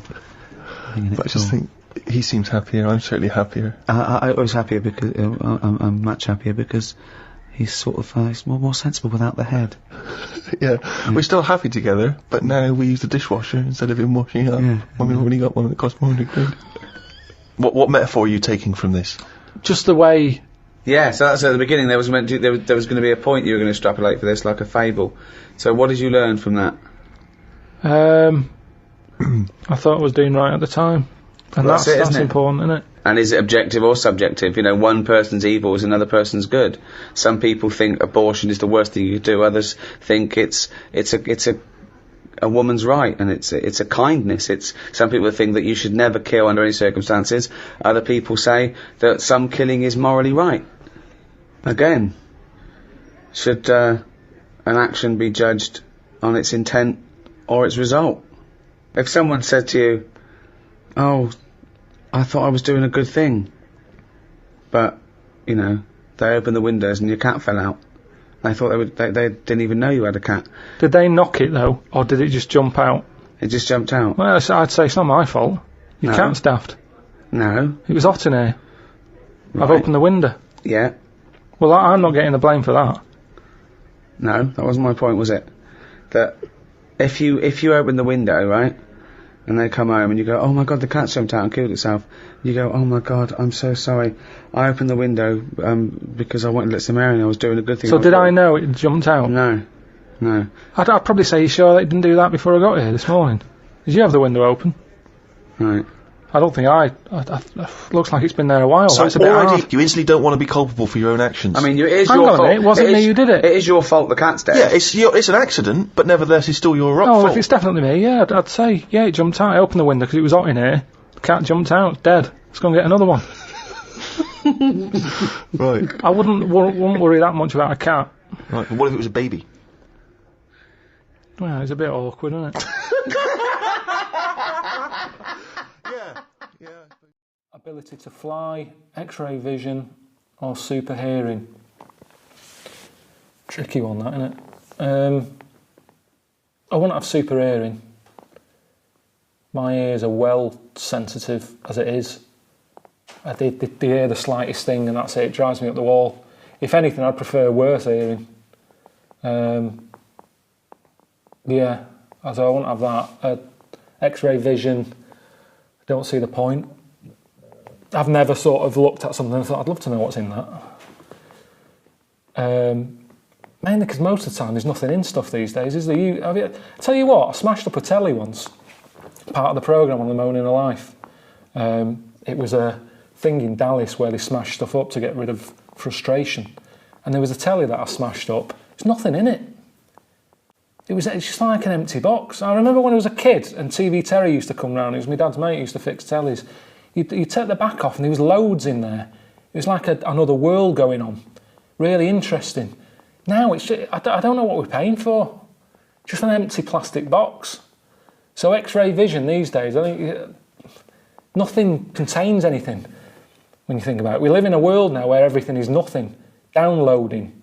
What is it? Where is it? So you can't see that.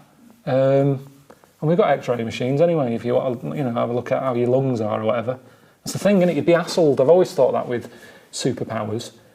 You'd have people stopping you all the time going, I've got a cough. You look at my lungs, have I got bronchitis and all that. So I wouldn't have X-ray vision. And flying, it's the one that everybody wants to pick. But again, I can just imagine being hassled. I already sort of have to drive Suzanne about because she doesn't like driving. So I can imagine people sort of going, Carl, give us a lift. Traffic's bad. And I jump on your back and you whiz us into town. So there'd be no... I don't think I'd have any of them. I've sometimes wondered about, how flying would be handy if you're in a building, there's a fire or something, you can jump out and fly. But then would it just be, enough to have, almost like a chicken has wings? Do you know what I mean? A chicken can't fly, it flaps about all over the shop, but it's enough to save it if it fell off a ledge.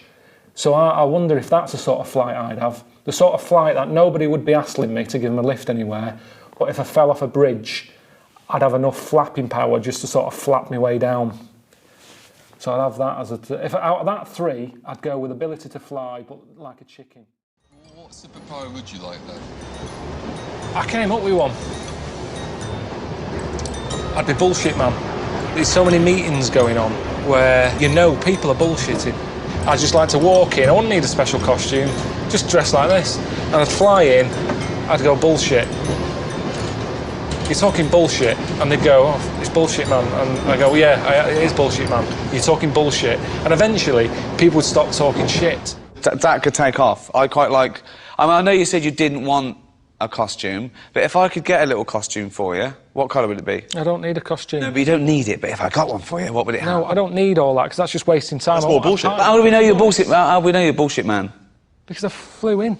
So you can fly. So your superpower is saying bullshit, but you can also fly. Yeah, but also people know if I've said it's bullshit, they know they were talking bullshit. Yeah, but wait. That's my Wait, superpower. No, your superpower is surely flying as well. You didn't. We can all say bullshit. No, Yeah. the flying is necessary because of the amount of bullshit that's going on. But if in you the could world. fly. But if I can't fly, how am I going to get around? There's loads of bullshit. What are you going to do? Keep jumping in a cab? No, wait. I'm going to be busy all day. I haven't invented this. It's not my fault you can or can't fly. No, Calm down. I know, but I'm saying if it was my superpower, I'd want to fly in. Yes, my And point. I don't want a costume because I'd be constantly wearing that costume because of the amount of bullshit that's being said. Yes, I understand that. So your point is this: everyone can tell bullshit, but you need to fly to get there quick and get it out in the open. Panic quick. Yeah. Someone starts spouting How the can you bullshit. hear them? So you can also be super hearing as well. Yeah. So you can hold on. So wait a minute, right? Can you see where they are, or can you just? I'm just hearing it. So if there was a meeting, right, going on in Leeds now, and there was a bloke going, well, if you invest in this company, if you give me 1 million, I can guarantee you will make an extra $1 million by the year end. I will double your investment in 1 year. What? Bullshit. That's how it would work. You can see how. I know, because honestly, that's years and years of people spouting it. Yeah. Meetings, ever since being neck-high. It's like, that's all you ever hear. Okay, but how would you programmes, in know? X Factor, honestly, X Factor will keep me busy. Okay, Just the amount of shite that is being told to people in that, and all that crying, that'd be the next one, I don't know what I'd call it. That thing when girls do that now, I don't know where that's come from. When they're getting a tear coming on, they go like that. I want to fly. Fucking stop doing that. Okay, what do you make of the police protesting to Parliament over reforms? That's not the band. Before you say. Right, what's all that about? Okay, well, the police have had various kind of gripes and grumbles which they've taken to Parliament, try and get them sorted. Like what? Well, it could take ages, basically. They don't like the pointy helmets anymore. Yeah. They want flat caps. They feel that their powers are restricted. They get a lot of bad press. They're not being paid well. They're under-resourced. They actually demonstrated, didn't they, outside? I think they may have done, yeah. Well, at least they're doing something about it instead of just sitting there moaning. You know what I mean? They're going to the top, trying to sort it out. Yeah. I admire that. Yeah. What do you think of the police generally? Are they doing a good job? They've woke me up a couple of times at about 4 in the morning when I was a kid. Right, was that because they were looking for your brother in his tank? Yeah! Did a Sherman tank just come through here? Yeah. No, my mates nicked cars and gave my name and all that. Right. Were they friends of yours? Yeah.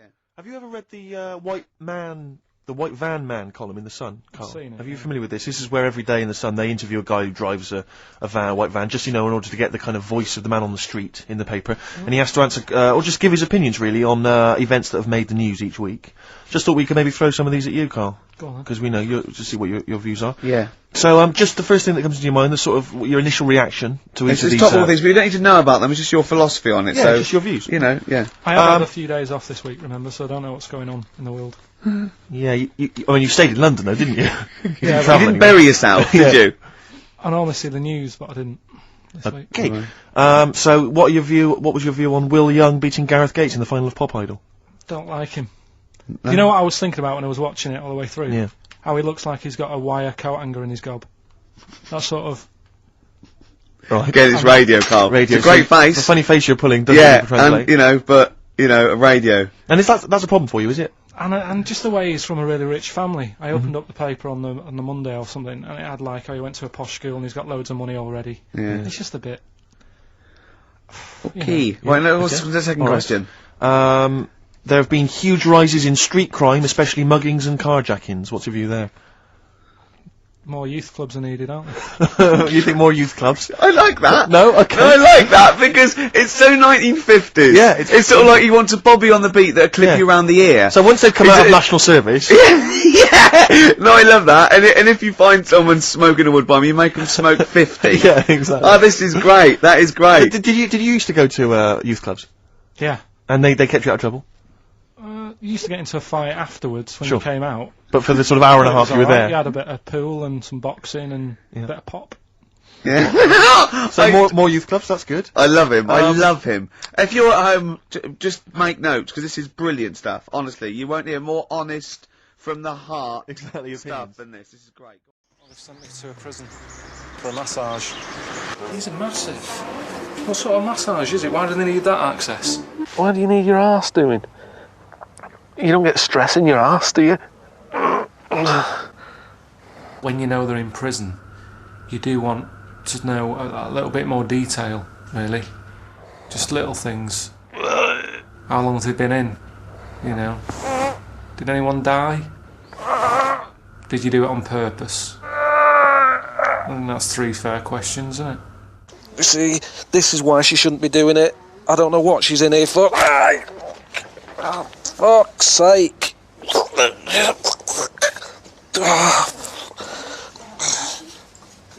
How come he's not getting this?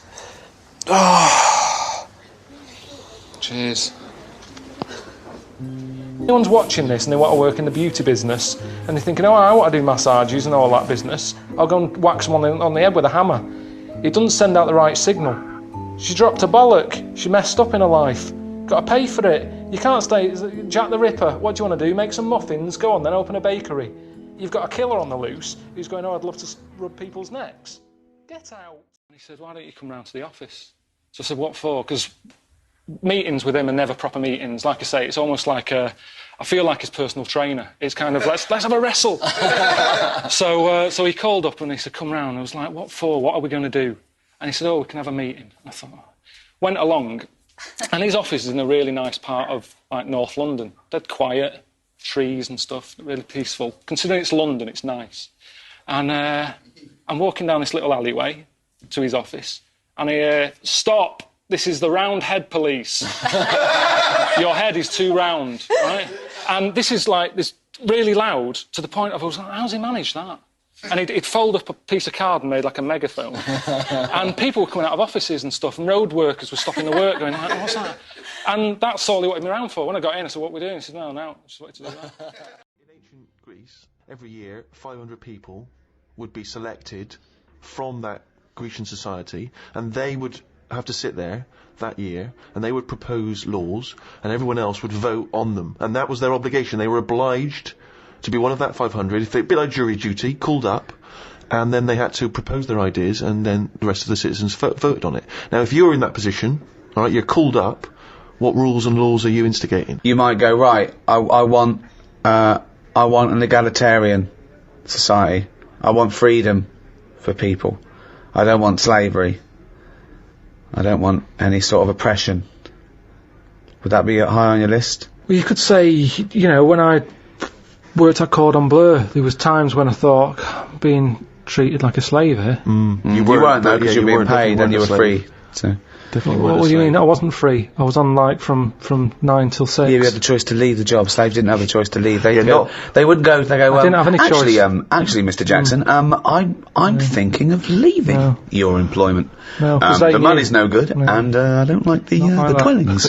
No. They didn't have that choice. I didn't have a choice. Yeah, you did. The only other choice was Tesco, and they'd already turned me down. No, that's not. That wasn't no choice. That wasn't the lack of choice given to most slaves. But the slaves who built the pyramids, that wasn't an option for them. It wasn't like they could go. Well, I could get a better gig on the Sphinx. Yeah. Yeah. I'm just saying. No, you're not saying anything. You're saying absolute drivel again. Here's a little Greek proverb for you. A society grows great when old men plant trees whose shade they know they shall never sit in. What do you think of that? That's amazing. Can you say it again? Say it again. A society grows great when old men plant trees whose shade they know they shall never sit in. Do you understand?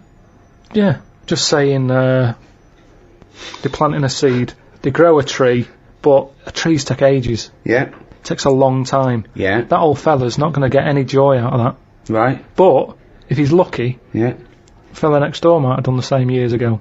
So it's all about, sort of, planting a seed, looking after each other. That's great, actually. It's not, I don't think it's directly what it means. It's almost the point. Yeah, that's good, yeah. I think he means that future generations. But yeah, if the next door neighbour had done that, then yeah, that works as well. But you seem to agree that that's a good point. Do you agree that seems a good point to you?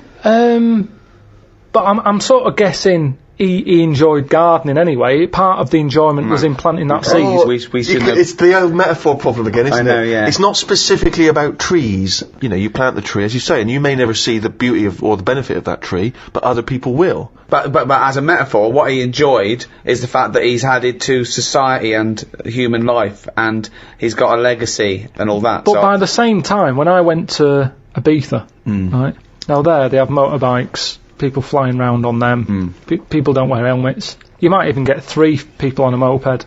I saw a farmer with a goat in a basket. They don't care. They're whizzing around at high speeds. A lot of deaths there. Yeah.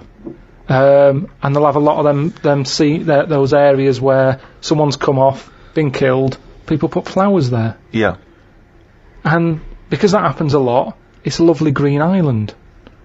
Now here, we're saying wear an helmet. You're saying that all the deaths make it nice because there's makes flowers. it lovely. Because there's loads of flowers So everywhere. with death comes beauty. So that's another metaphor, you can have that one. That was one of the most tortuous things I've ever... That was extraordinary. But look at London. That was extraordinary, Carl. Right, Carl.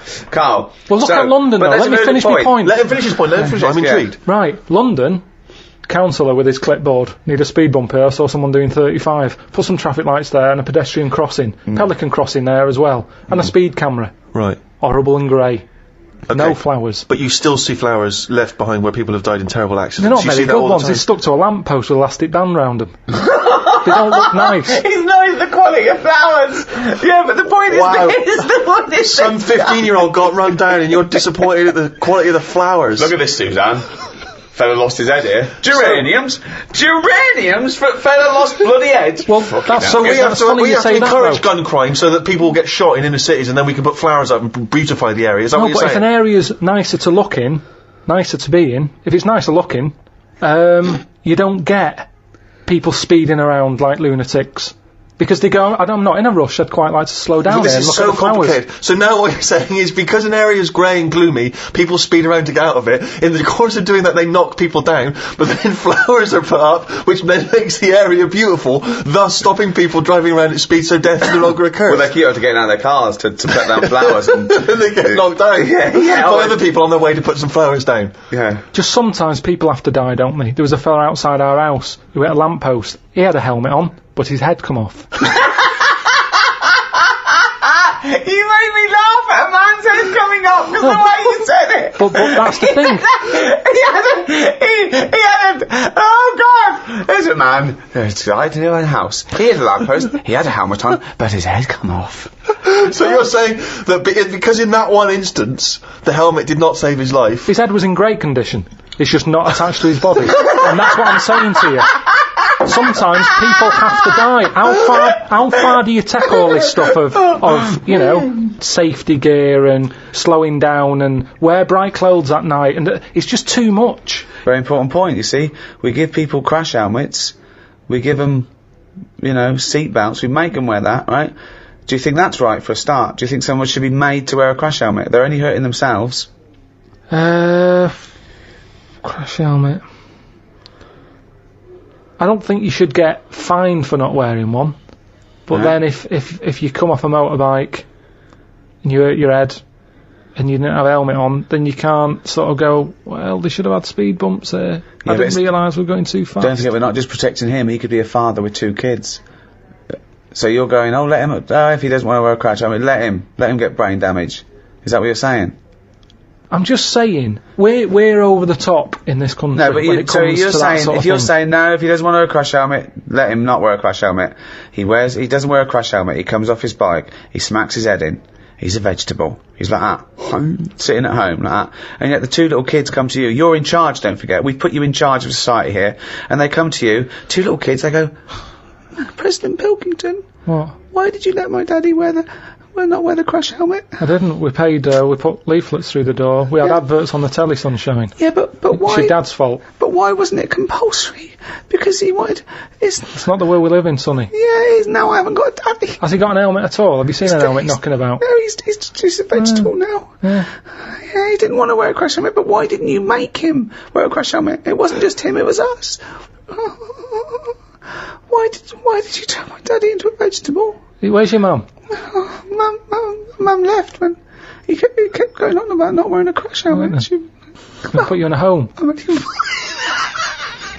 I just think, you see, this is the problem. Everyone's looking for someone to blame. Yes, but this is interesting though because you were particularly callous to that little 4-year-old boy who seemed so sweet and adorable. Yeah. But why wasn't he giving this stick to his dad? Well, his dad's dead, he's a vegetable. He's dead, He's good as dead to him. His dad went within the law. It was not the law to wear a crash helmet anymore, because you said, forget it, I don't want a nanny state. I don't want... If you wear a crash helmet or not. He wasn't a responsible parent. He hadn't thought it through. But this is your job. Some people aren't responsible. Society keeps them on track. This was you were in charge. You should have made him wear a crash helmet. He had 2 kids. We've heard from one of the kids. What's the other one's attitude? Is he younger? He's a bit younger. Is he even younger still? Yeah. President Pilkington. Oh. My brother's crying now because you shouted at him. I wish you'd have made my daddy wear a crash helmet. Why didn't you make your daddy wear a crash helmet? Well, he won't listen to me because I'm not in charge. He didn't listen to me. Yeah, but He seems like a bit of a numbnut, to be honest. no, he did listen to you. What did he because do you for made a a new living? rule saying people don't have to Right. wear crash helmets. Right. What, And he listened to you. Did he pop shoes on in the morning when he went out? Or did I need to be here to tell him to do that as well? No, there's certain Oh, things so he that has got just- some common sense then? Well, there's enough, yeah. Oh, right, interesting. So he can be bothered with his trainers, but he can be bothered with helmet. I haven't got a daddy. Jesus. Wow, you are cruel to this kid. You It's are just, mean this, spirit all to I'm this saying kid. is, there should be a leaflet. I don't even know how he got in number 10, this little kid. The thing is, But he's got in. You should have at least the courtesy to listen to his point. forget all, I'm sick and tired of having adverts on the telly. Don't smoke, wear an helmet, slow down, watch your kidneys, look after your I liver. haven't seen that one. Now, I don't know why.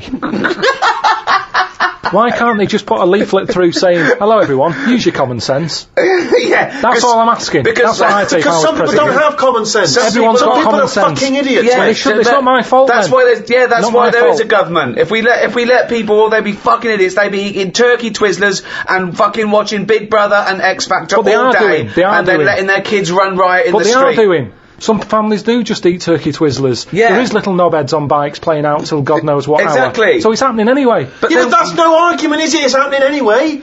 That's no argument, Carl. It's what we've talked about here. Social responsibility. The reason people get into politics is because they feel it's their obligation to change those things. This is your approach. I wash my hands of the whole affair. Yeah, I'd hope that the people who don't wear an helmet sort of do themselves in, and that's cleared them off. That's one problem sorted. So you think you're being Darwinian? You're thinking survival of the fittest. The idiots will soon, but they don't, because they're not just the victims. The dead person isn't the victim.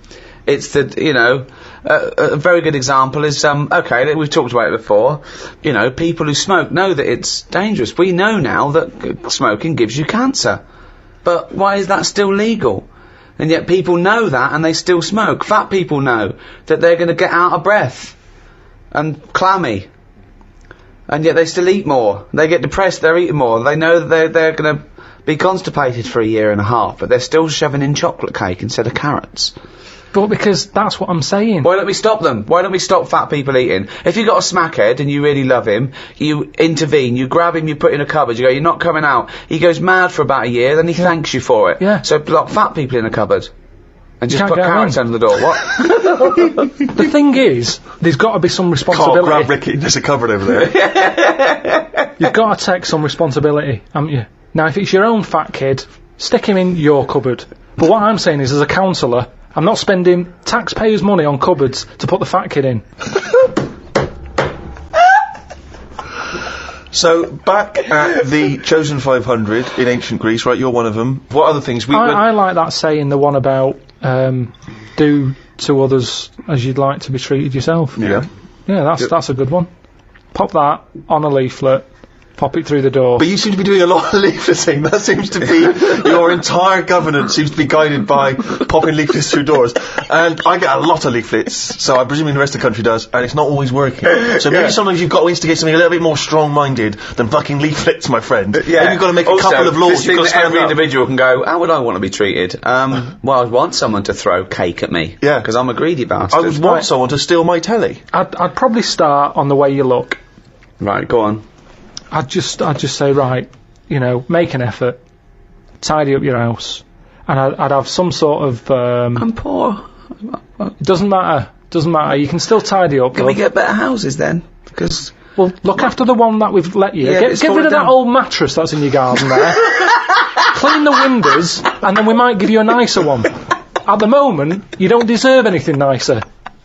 And that's what I'm saying. You've got to be honest with these people. Wake them up. I like that. Sure, you've got to be honest with them. You've got to wake them up through the heavy leafleting campaign.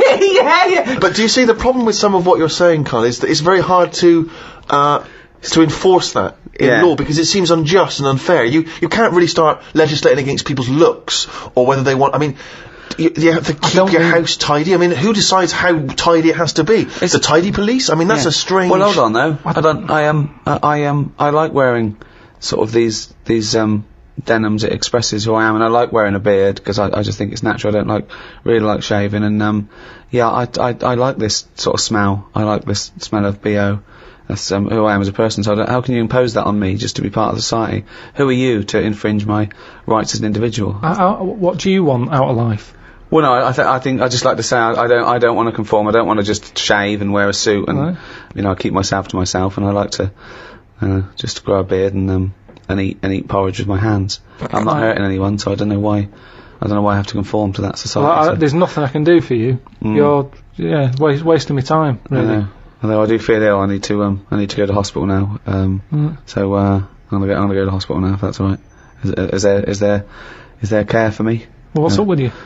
I've got diseases from eating with my hands, and there's things growing in my beard.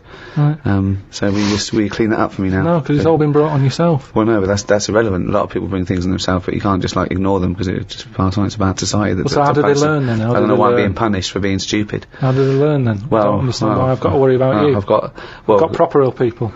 Well, you had a kid whinging at me this morning because his dad was a Hmong.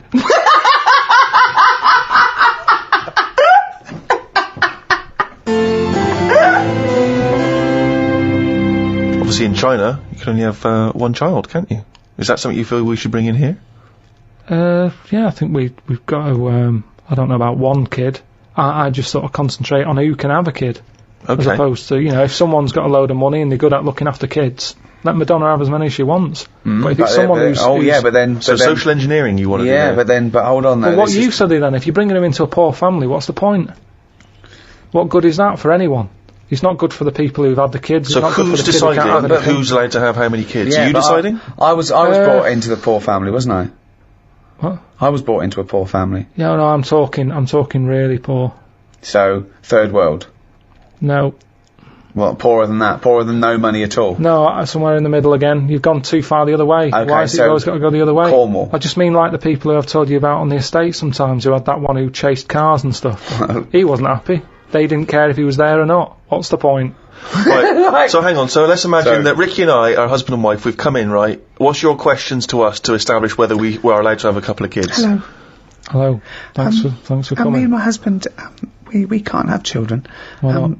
Because he's got no sperm at all. Okay. He had one sperm and it was ridiculous, it was awful. It just came out like a dead anchovy. Right, and you're meant to have 300 million tiny ones, and he had one big one. It was horrible. I had to pull it out. It was like a leech, and also it was no. I haven't got a vagina, so there was no. Completely smooth down there, like an action man. Yeah, it was just that. I don't know, but we love children, and we wondered if we could have a child. What do you do for a living? What do you do? What's your work? I'm a rapist. Right. And I dispose of the bodies. Right. Well, fill out this form. I should have clarified, a rapist murderer. Yeah. Fill out the form. Yeah. He does it in the wrong order as well, I must say. So, number of times I've disposed of the body, said, I hadn't made that one. I know. Just wondered what else you need to know about us. Because even though that was our little joke, by the way. He doesn't rape, and I work in an office. He works in an office in the town. But I'm a housewife. She's a housewife. I'm making a little nest for when we adopt a little child. We don't earn a great deal of money, but we're good parents. We're very good parents. What's that based on? Well, we're good people, I mean, aside from a few naughty jokes. We're God-fearing people. We believe that God is watching all of us, and we believe in the Old Testament. And sometimes he tells us to kill and rape. Yeah, sometimes he does, particularly... we've stoned a couple of homosexuals this week alone. We're joking again. We're joking again. We don't believe in God. We're from an atheist and believe that our time on earth is all we have, and then when we die we become worms, mate. Right. Well, you filled out. But we've already painted the back bedroom. That's ready for the little child. We painted it black. Yeah. Because we want our child to be a Satanist. Right. Joking again. Little joke from us. We want him to be an accountant. Right. Gay accountant. Some would say the same thing. Only joking, of course. I think there's too much in society where people are pressured to be heterosexual, so we're going to try and make ours a homosexual. So we don't care whether you get a homosexual or a heterosexual, but I'll tell you, by the time he's 14, he will be as queer as the Ace of Spades. Right, so you filled out the form. Yeah, we'll pop that in, get it processed. Right. Okay, but what kind of questions are you going to ask us? None really. No, so It's just my job. you're happy. You're It's my happy job with us. to pass the forms on. We've passed the interview. Because that's the sort of world we live in now. God! We don't want a child. We don't want a child, actually. But do you know where we could buy a knife? And a sack? Start with capital punishment. Do you believe in the death penalty? Yeah, if they know for certain that. Well, how do you know for certain? If they say I did it. Well, people have confessed before and been lying, haven't they, to get attention or something? Why would you lie? You might be protecting someone else. The love of a parent for their child who's committed a terrible crime might say I did it. There's loads of reasons. How can you kill someone? How can you make that a definitive ending when you can never know? Because that person wouldn't do it again, because then they'd know, wouldn't they? What? Say if I did a murder, Yeah. you said, I'll take the rap for it, Yeah. right? You go and get hung. Yeah. I can't do a murder again because they'll go, so it wasn't him. It was Karl Well, all along. there's loads of reasons people. If you're mental, if you're a serial killer, you don't stop because you think you might get caught. So what are you asking me? I was asking you, do you believe in the death penalty? No. Well, what do you want me to say? I don't know what the right answer is. Well, it's what you think. We're having a discussion. I said if they've done it and that, yeah, do them in, yeah. Could you pull the rope? Could you release the guillotine? Why am I getting involved in it? Well, if you believe in it, surely if you believe in it, you should be able to stand by it. Well, which one is it? Which one have I got to do? What button am I pressing? Does it matter? Well, yeah, it's different, isn't it? Or you wouldn't hang someone, but you'd... So what do you do when you hang someone? You kick the stool away. What do you do? Well, it probably is, I don't know, it's probably more sophisticated now. It used to be a trap door, didn't it? So you just go like that. It's an easy gig. That's a job. That's someone's job. Okay then, okay, we're not getting anywhere here. If you had to be killed, right, would you rather be hung, beheaded, burnt at the stake, or lethal injection? Probably injection. Definitely. So you just go to sleep. What if I tell you, everything else is the same, but with a lethal injection, as he injects it, he just slips his finger up your arse for a laugh. When would that happen?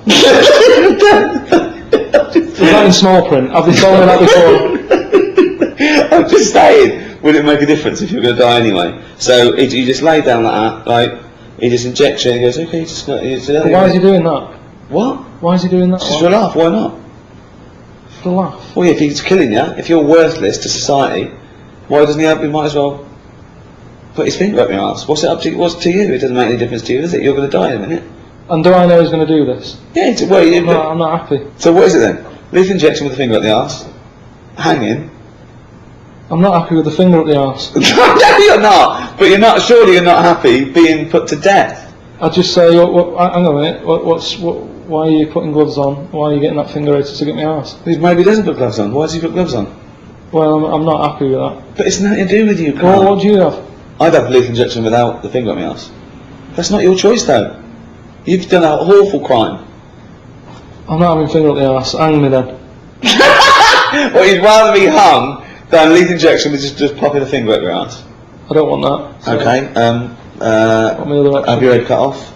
You know about the, are you still alive for about 30 seconds after you had your head cut off? Wouldn't have thought so. You see, this is, again, you believe the monkeys typing away. Well, it's nerve reactions, isn't it? You're not alive as such. Well, they got them to walk years ago, whenever they did the last sort of head chopped off thing. How long ago was that? I don't know. A few years ago, right? Yeah. And they said to him, right, you're going to die in that. You've come to terms with it. Yeah. We'll have a bit of fun, right? Finger up the arse? No. Going to do a white line on the pavement. Bollocks. How could they tell him that's what they were going to do. So he was meant to what? Remember this and walk the white line without a fucking head. Well, this is what they did. Well, no. They painted a white line, Yeah. right? Yeah. He said to him, right, I'm going to cut your head off. Yeah. There's the line, have a look now. Right, so you know where it is. Carl, think what you're saying. How is he going to remember it without a head? No, you remember, you remember... Where's the memory? Where's the memory? In his legs? Where do you think you store memory? In your fucking arms?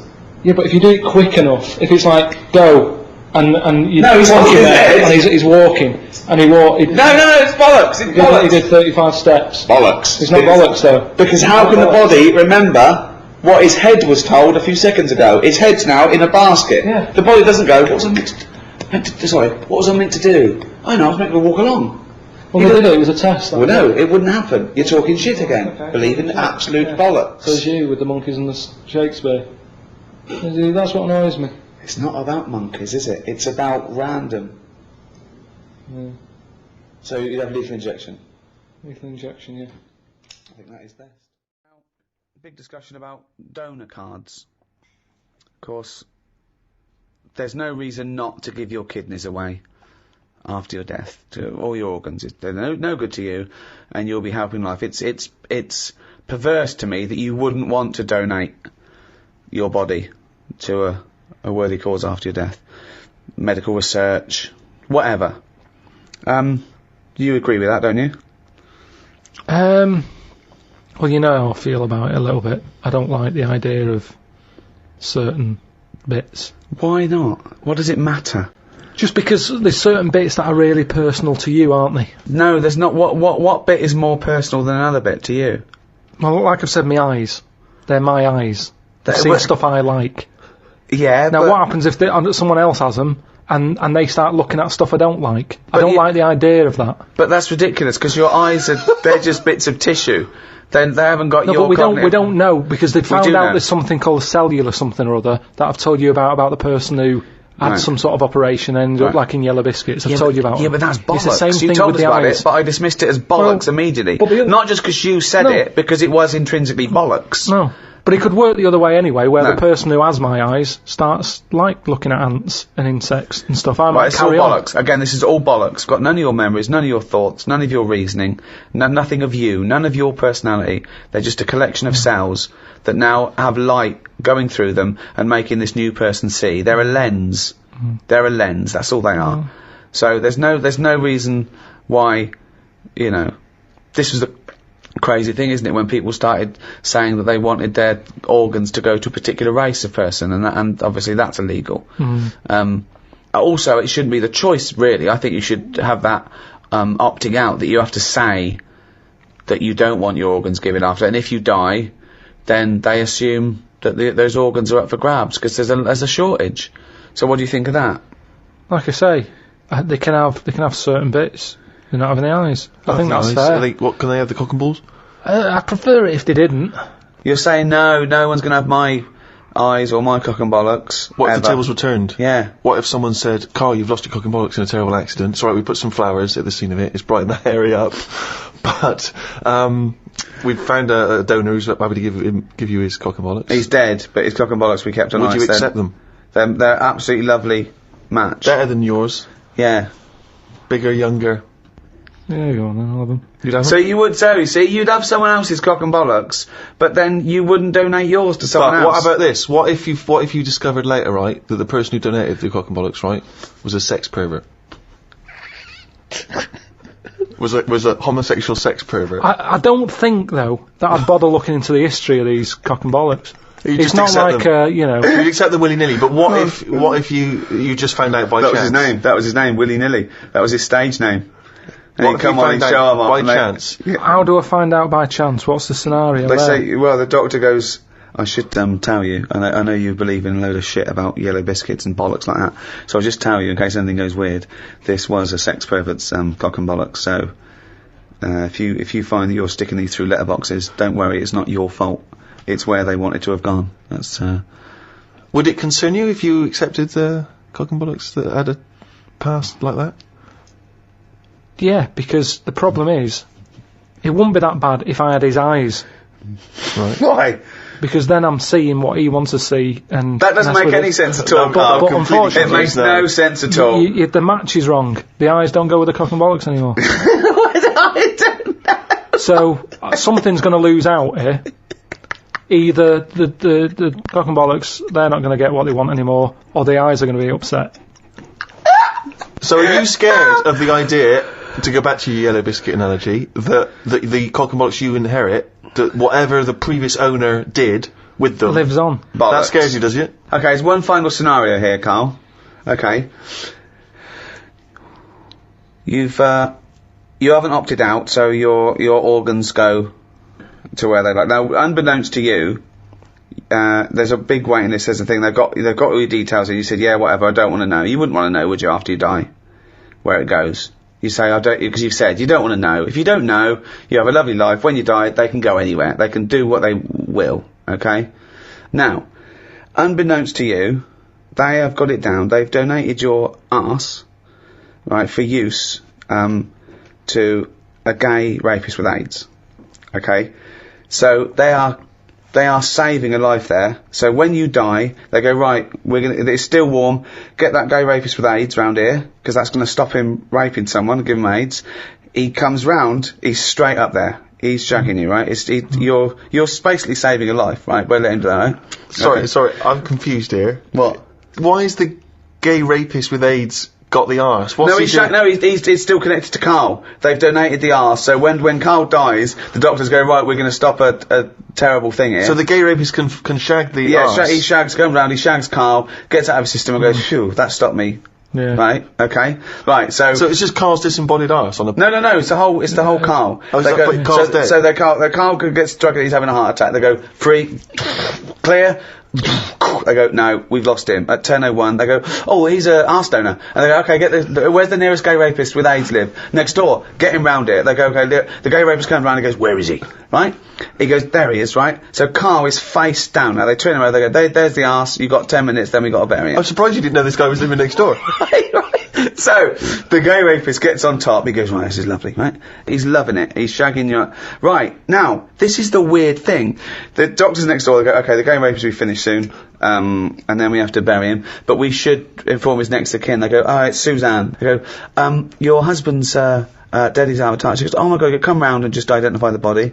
I'd leave it a couple of minutes, but, then come round. She goes, oh god, I'll be right there. So Suzanne's on her way. The gay rapist, right? He's pummeling you away, right? But you will not believe this. Oh my god. The movement and the way he's shagging you, right, has started your heart. Wow. Right? This is a stroke of amazing good fortune. Right? So you go, he goes, right? He, right, has a heart attack. Right? And he flops down on you. He just like headbutts the back of your head. So now, you're both naked, this gay rapist is up your arse, he's dead, right? The shock, you go, fuck me, how can I get out of this, right? You wriggle, you fall onto the floor. So now, he's on the bottom, face up, you're on top of him, he's still in you. His cock is up your arse, you're sat on him, wriggling, Suzanne walks in, goes, Carl, what the fuck are you doing? She's heard about me being dead, and because she's come to the hospital. She goes, and they go, he's in there, and she goes, he's not dead, I can see him. They go, oh, it's been terrible. She bursts in, there you are, on top of him, wriggling to try and get his knob out your ass, right? You're sitting on a man who's dead. What do you say? I'd just say we got to join Booper. Carl, I'd like to ask you, if I may, stop twiddling that. Now, this is interesting. You were fiddling with a bit of plastic there, and it was annoying me. And I know that a lot of things annoy Ricky, get very infuriating for him. Social etiquette. Now, that's a very that's not obviously inscribed by law. These are just things which have built up in society. So, for instance, it's impolite to sneeze and then shake someone's hand. Yeah. It's or sneeze straight in their face and go, oh, sorry, I've got swine flu. Now, those things are obviously good practice in terms of avoiding the spread of disease, so that makes sense. But other things are more arbitrary. Might just be disgusting. If someone hasn't got a disease, I don't like to see someone sneeze on the pavement or sniff or scratch their arse. So social etiquette, I mean, how do you decide... I mean, what prevents you from being truthful and honest at all times? I don't know, there's something in you, and sometimes you can just pop it out, can't you? I've been in a situation when I've said stuff and I've thought, why did I say that? Go on. But it's not always... in the dentist. Last time I went to the dentist, I was sat in the reception bit. Big fat woman comes up the stairs. Massive she was. Had a right sweat on. Right. She gets there and... out of breath. Yeah, she was, again, you know, I mean, she was friendly, dead friendly, but kind of like, you know, leggings on, sort of, you know, shoes but not on properly. She was stood on the heel. Yeah. You know, like she couldn't be bothered. Yeah. It's like greasy hair. And she went up and she's being all happy and everything. And I think that's what annoyed me. So when she sort of said, oh yeah, I've lost weight, she was talking to the woman behind the counter. And she sort of said, yeah, I find it really difficult, especially living where I live and having to come down this high street because there's so many cake shops and everything. And she sort of said, you know, today I've walked past, normally I always have a coffee and a donut, but today, you know, I didn't have a coffee and a donut. And I just said, why was it shut? Right? No, you didn't. I did, honestly. Honest to God, on my mum's life. I said, why was it shut? She said, oh, Hold on, why did you butt in? She wasn't even talking honestly, to you. I know, it's really, really weird. It's Wait, really did you have weird. to shout across the dentist waiting room, or were you No, stood it was next just, to it's a small waiting room, so you got the stairs, you go in, you've got about 4 chairs, and then this old desk, and I get on with the woman behind the counter, and I always sit close to it, and it was just me there, and I was talking to her about going to Corfu or something. She comes in sweating like some bison up the stairs, and she's there, and because she was showing off, and it was like, well, you should have done it a long time ago. I think she annoyed me that she wanted some sort of pat on a big hefty fat back. That she hadn't bothered having a donut that day. Now, maybe it's the inner me that just came out, because I remember saying it and actually getting home saying to Suzanne, oh, I said this and I didn't even think I don't know I know where what it you came mean, though. from.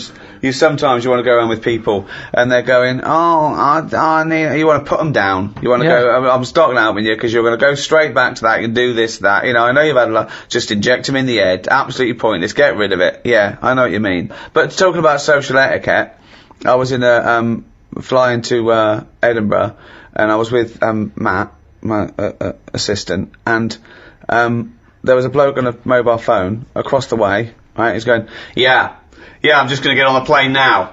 And he kept talking that loudly to people, right? And I was fuming. Then he stopped and made another call, and I was giving him dirty looks, and Matt was going, no, sit down, son. And then he was going, hiya, in the airport. And I shouted, he's in the airport. He didn't notice. I was shouting over. I was fuming, and Matt was just getting so embarrassed. But they don't see it, though. And people were looking at me like I was the mental case. Yeah. But it was so fucking loud, and I moved through to another place. But I wanted to get someone. I wanted to be policed. I want to go, right, there's a cunt over there swigging beer, thinks he's a fucking Gordon Gekko player, and he's not. He's some cunt who's got his first mobile phone. Right? But you know what I mean? Yeah. That is infringing. That's like passive smoking to me. Yeah. It annoys me when you hear these awful middle-class parents talking to their kid loudly enough to let everyone know what their kid knows. Do you know what I mean? Yeah. They bring up conversations because they're showing off about the kid. Toby, what's that you were saying earlier about you preferred Beethoven to... Right, okay, if that kid talks about Beethoven and Chopin, right? Do you know what I mean, though? Yeah. It's like people showing off, thinking that the world is interested in everything they fucking say. That thing about everyone's got access, which is fine, but it's those fat fucking morons on docu-soaps that go, I speak as I fucking think, you useless fucking blob of shit. Yes. Have an education, research, think, discuss, then offer your opinion. And stop your kids chewing on a fucking big ball of fat. Your leg. Got someone specific in mind there? Okay, it's not his fault. Let me have It's Not His Fault. You've got to save this. This has got to teach me something. It'll be an interesting story. Right, it's not his vault. This fella... What year? Ages ago? Olden times? I'd say in the 70s. Okay. Would you? Any evidence for that? And, Does he wear flares in the story? Right, Is that your reason? No, it's a bit like Yuri Geller, this fella, right? Where he's electric. He's electric. And, if he walks past the telly would fizz. If he walked past the radio, it all goes like that. Ooh. His hair stuck up all the time. And he'd be having a bath and everything would be alright, and then the power would sort of switch on in his body, and the electric in his body made him jump out of the bath. So... What do you mean, so? What is that so? What does that so mean? You've given us nothing. You've given us nothing. You'd have to at least give us the scientific explanation. Yeah. Electric eels have 400 volts in them. Oh, is this the running away again? What was that one called? Yeah, but but It's not his vault. But there's a reason that not his fault. It's not his fault. I thought it was going to be something about keeping it in a safe. I think we should do these the other way round. I think you not should his tell us fault. the story and then we'll hear the pun. It's not his fault. It's not his fault. Right, let's leave it. Play a tune. Don't look at me like that. Oh, Carl, you're in a bad mood. The Coral, I'm all dreaming of you. Right, do the last one. Do the last one. Carl's saying we're never doing this again because we don't appreciate it. Yeah, Carl, you don't know how good this feature is, mate. Right, last one. Yeah. Stocking, Aitken and Waterman. Go on and tell me about that one. What's that? What am I going to learn from this? Right, well, do you know the saying, put a sock in it? I like it already. Do you know the saying? Yeah. Right, well, do you know where it comes from? I assume it's shut up, so I'll stuff your mouth with a sock to shut you up. Years ago. Yeah. Sorry, am I right? No, not really. Ages ago. 1970s? 50s, Okay. I'd say. Do you know the old, I'd say. do you know the old gramophone? Yeah. With the big horn on it? Yep. Yeah. Right, well, those stereos didn't have a volume control on them. Right? So they'd be listening Oh, to so you the put a album, sock in the... and you'd mute. put something like a sock. That's a real one, you see. That's taught me something. That's good. That's excellent, Carl. That is the only one that counts, like chewing the fat, if they're true. I'm assuming they are. It works. It's of interest. I haven't got it verified yet, but that is educating Ricky. That's brilliant. I will say the other two were more entertaining. So, you know, Do you understand the distinction, though, between that one and Electrical Man? And, or I've hit me head, I can hear you, mum. Yeah. Can you see the difference, though? Or... Are all three? Because when I read all three, I took something away from all of them. What did you take away from the other Electrical two? Man? I just thought, oh, imagine that. Imagine how annoying that would be. But that's Yeah. not education, is And it, it's really? not taking anything No, but away. Think about it, right? We take our lives for granted all the time, don't you? You get up in the morning, it's like, oh, I'll get up and walk for a shower. Some people can't walk, right? Yeah. This guy, he can't even have you know what I mean? It's nice to have a bath, isn't it, when you got time on your hands and you can relax. This guy can't even do that. He might be alright for a bit, but he's not really enjoying it, because at any moment, it could strike. Yeah. So, he can't even do that. He can't comb his hair, because it keeps going a mess. Yeah. He can't watch his Nor can favourite- you. No, he can't. Does he fight crime? What does he do with his powers? Yeah. I think he just has to sit around, because he can't work with machinery. Right. Because he'll probably blow a fuse. Yeah, so he just sits around. Think about it, what can he do? What normal things can he do? Skateboarding. Going for long walks. Yeah, Put a wetsuit on. well, he couldn't do that. Why? Ooh, water and electric. No, wetsuits aren't actually wet. They're dry initially. You just put a whole wetsuit on and walk round with flippers and A rub the wetsuit's sole. not like a dinner jacket that's like really wet. Well, all I'm saying is think, do you know what I mean? Oh, okay. And what was the And other one the again? girl deaf for 4 years hits her head. Yeah. That's just, What have you learned from that? What is that? Well, imagine how happy you'd be. Remember that time when I nearly died? When I choked on a Mr. Freeze Pop? Right? No, tell us that one again. No, I told you, didn't I? Tell us again. Yeah, but the people will remember it, and then it's... They weren't listening. Go on. What happened? It was ages ago when my mum and dad used to go out shopping on a Friday. 1970s? Get the food in. get a week's load of food in the cupboard and that, and we'd, you know, they'd come in with all the food, and we'd all be like, oh god, you know, there's no food left on a Thursday really, so we'd all be hungry on the Friday by the time the food got in. I love that! And That I'd they be wouldn't like- eat it. I imagine him like jackal puppies. Yeah. Just like licking your parents' mouth for food as they So- come through the door. So they come in from the supermarket, they're emptying the box. Our kid had got some biscuits and what have you. Frenzy, just a feeding frenzy, like pigeons. I grabbed the Mr. Freeze Pop and knocked it back really quick, but it wasn't frozen, so I knocked it back so it was like a liquid, and it went down the wrong way, right, and I was choking, right, and I nearly died. It must have been about, how long can you go before you die? A couple of minutes to do Right, it. I reckon about a minute 50. Right, I was really close to dying. How do you know you were close to dying? Me, Did your life flash before you? No, but I just was like, There's loads of instances of him eating pops. Yeah, exactly. I just said 40 of those. whatever, right? What do anyway. you think you'd see if your life flashed past you? What do you think? Which elements would stand out for you? Do you think? What? Start now. Go back. What do you remember? What's the first thing you remember? As a kid. Yeah, just anything now. Being in the hall and having our dog licking my face. That's your earliest memory. Yeah. Okay, what's the next one? Right, next one's probably being at primary school with Lindsay. Yeah. Was that your girlfriend? Well, a little friend who was a girl. Sure. And we used to have like tins with letters in, and you'd have to write stuff. But anyway, what are we doing? What? Got confused. Right. So anyway, I'm intrigued by the dog that was licking your face. well, bin that. We won't win that. No, it's a great feature. I just think you need to be a little bit more careful about what you consider to be education. Gone funny. All I right. fell over. All right. Well, We'll work on it next week. Play a tune, and what have you got for us? Because we've got a big competition. We've Come got on. to do the competition. We've only got 25. Yeah, well, come on Don't then, worry quick about then. it, Carl. Do Play a something, tune. We'll play a come back with tune. Rockbusters. What are we playing? Let's play a bit of Tupac.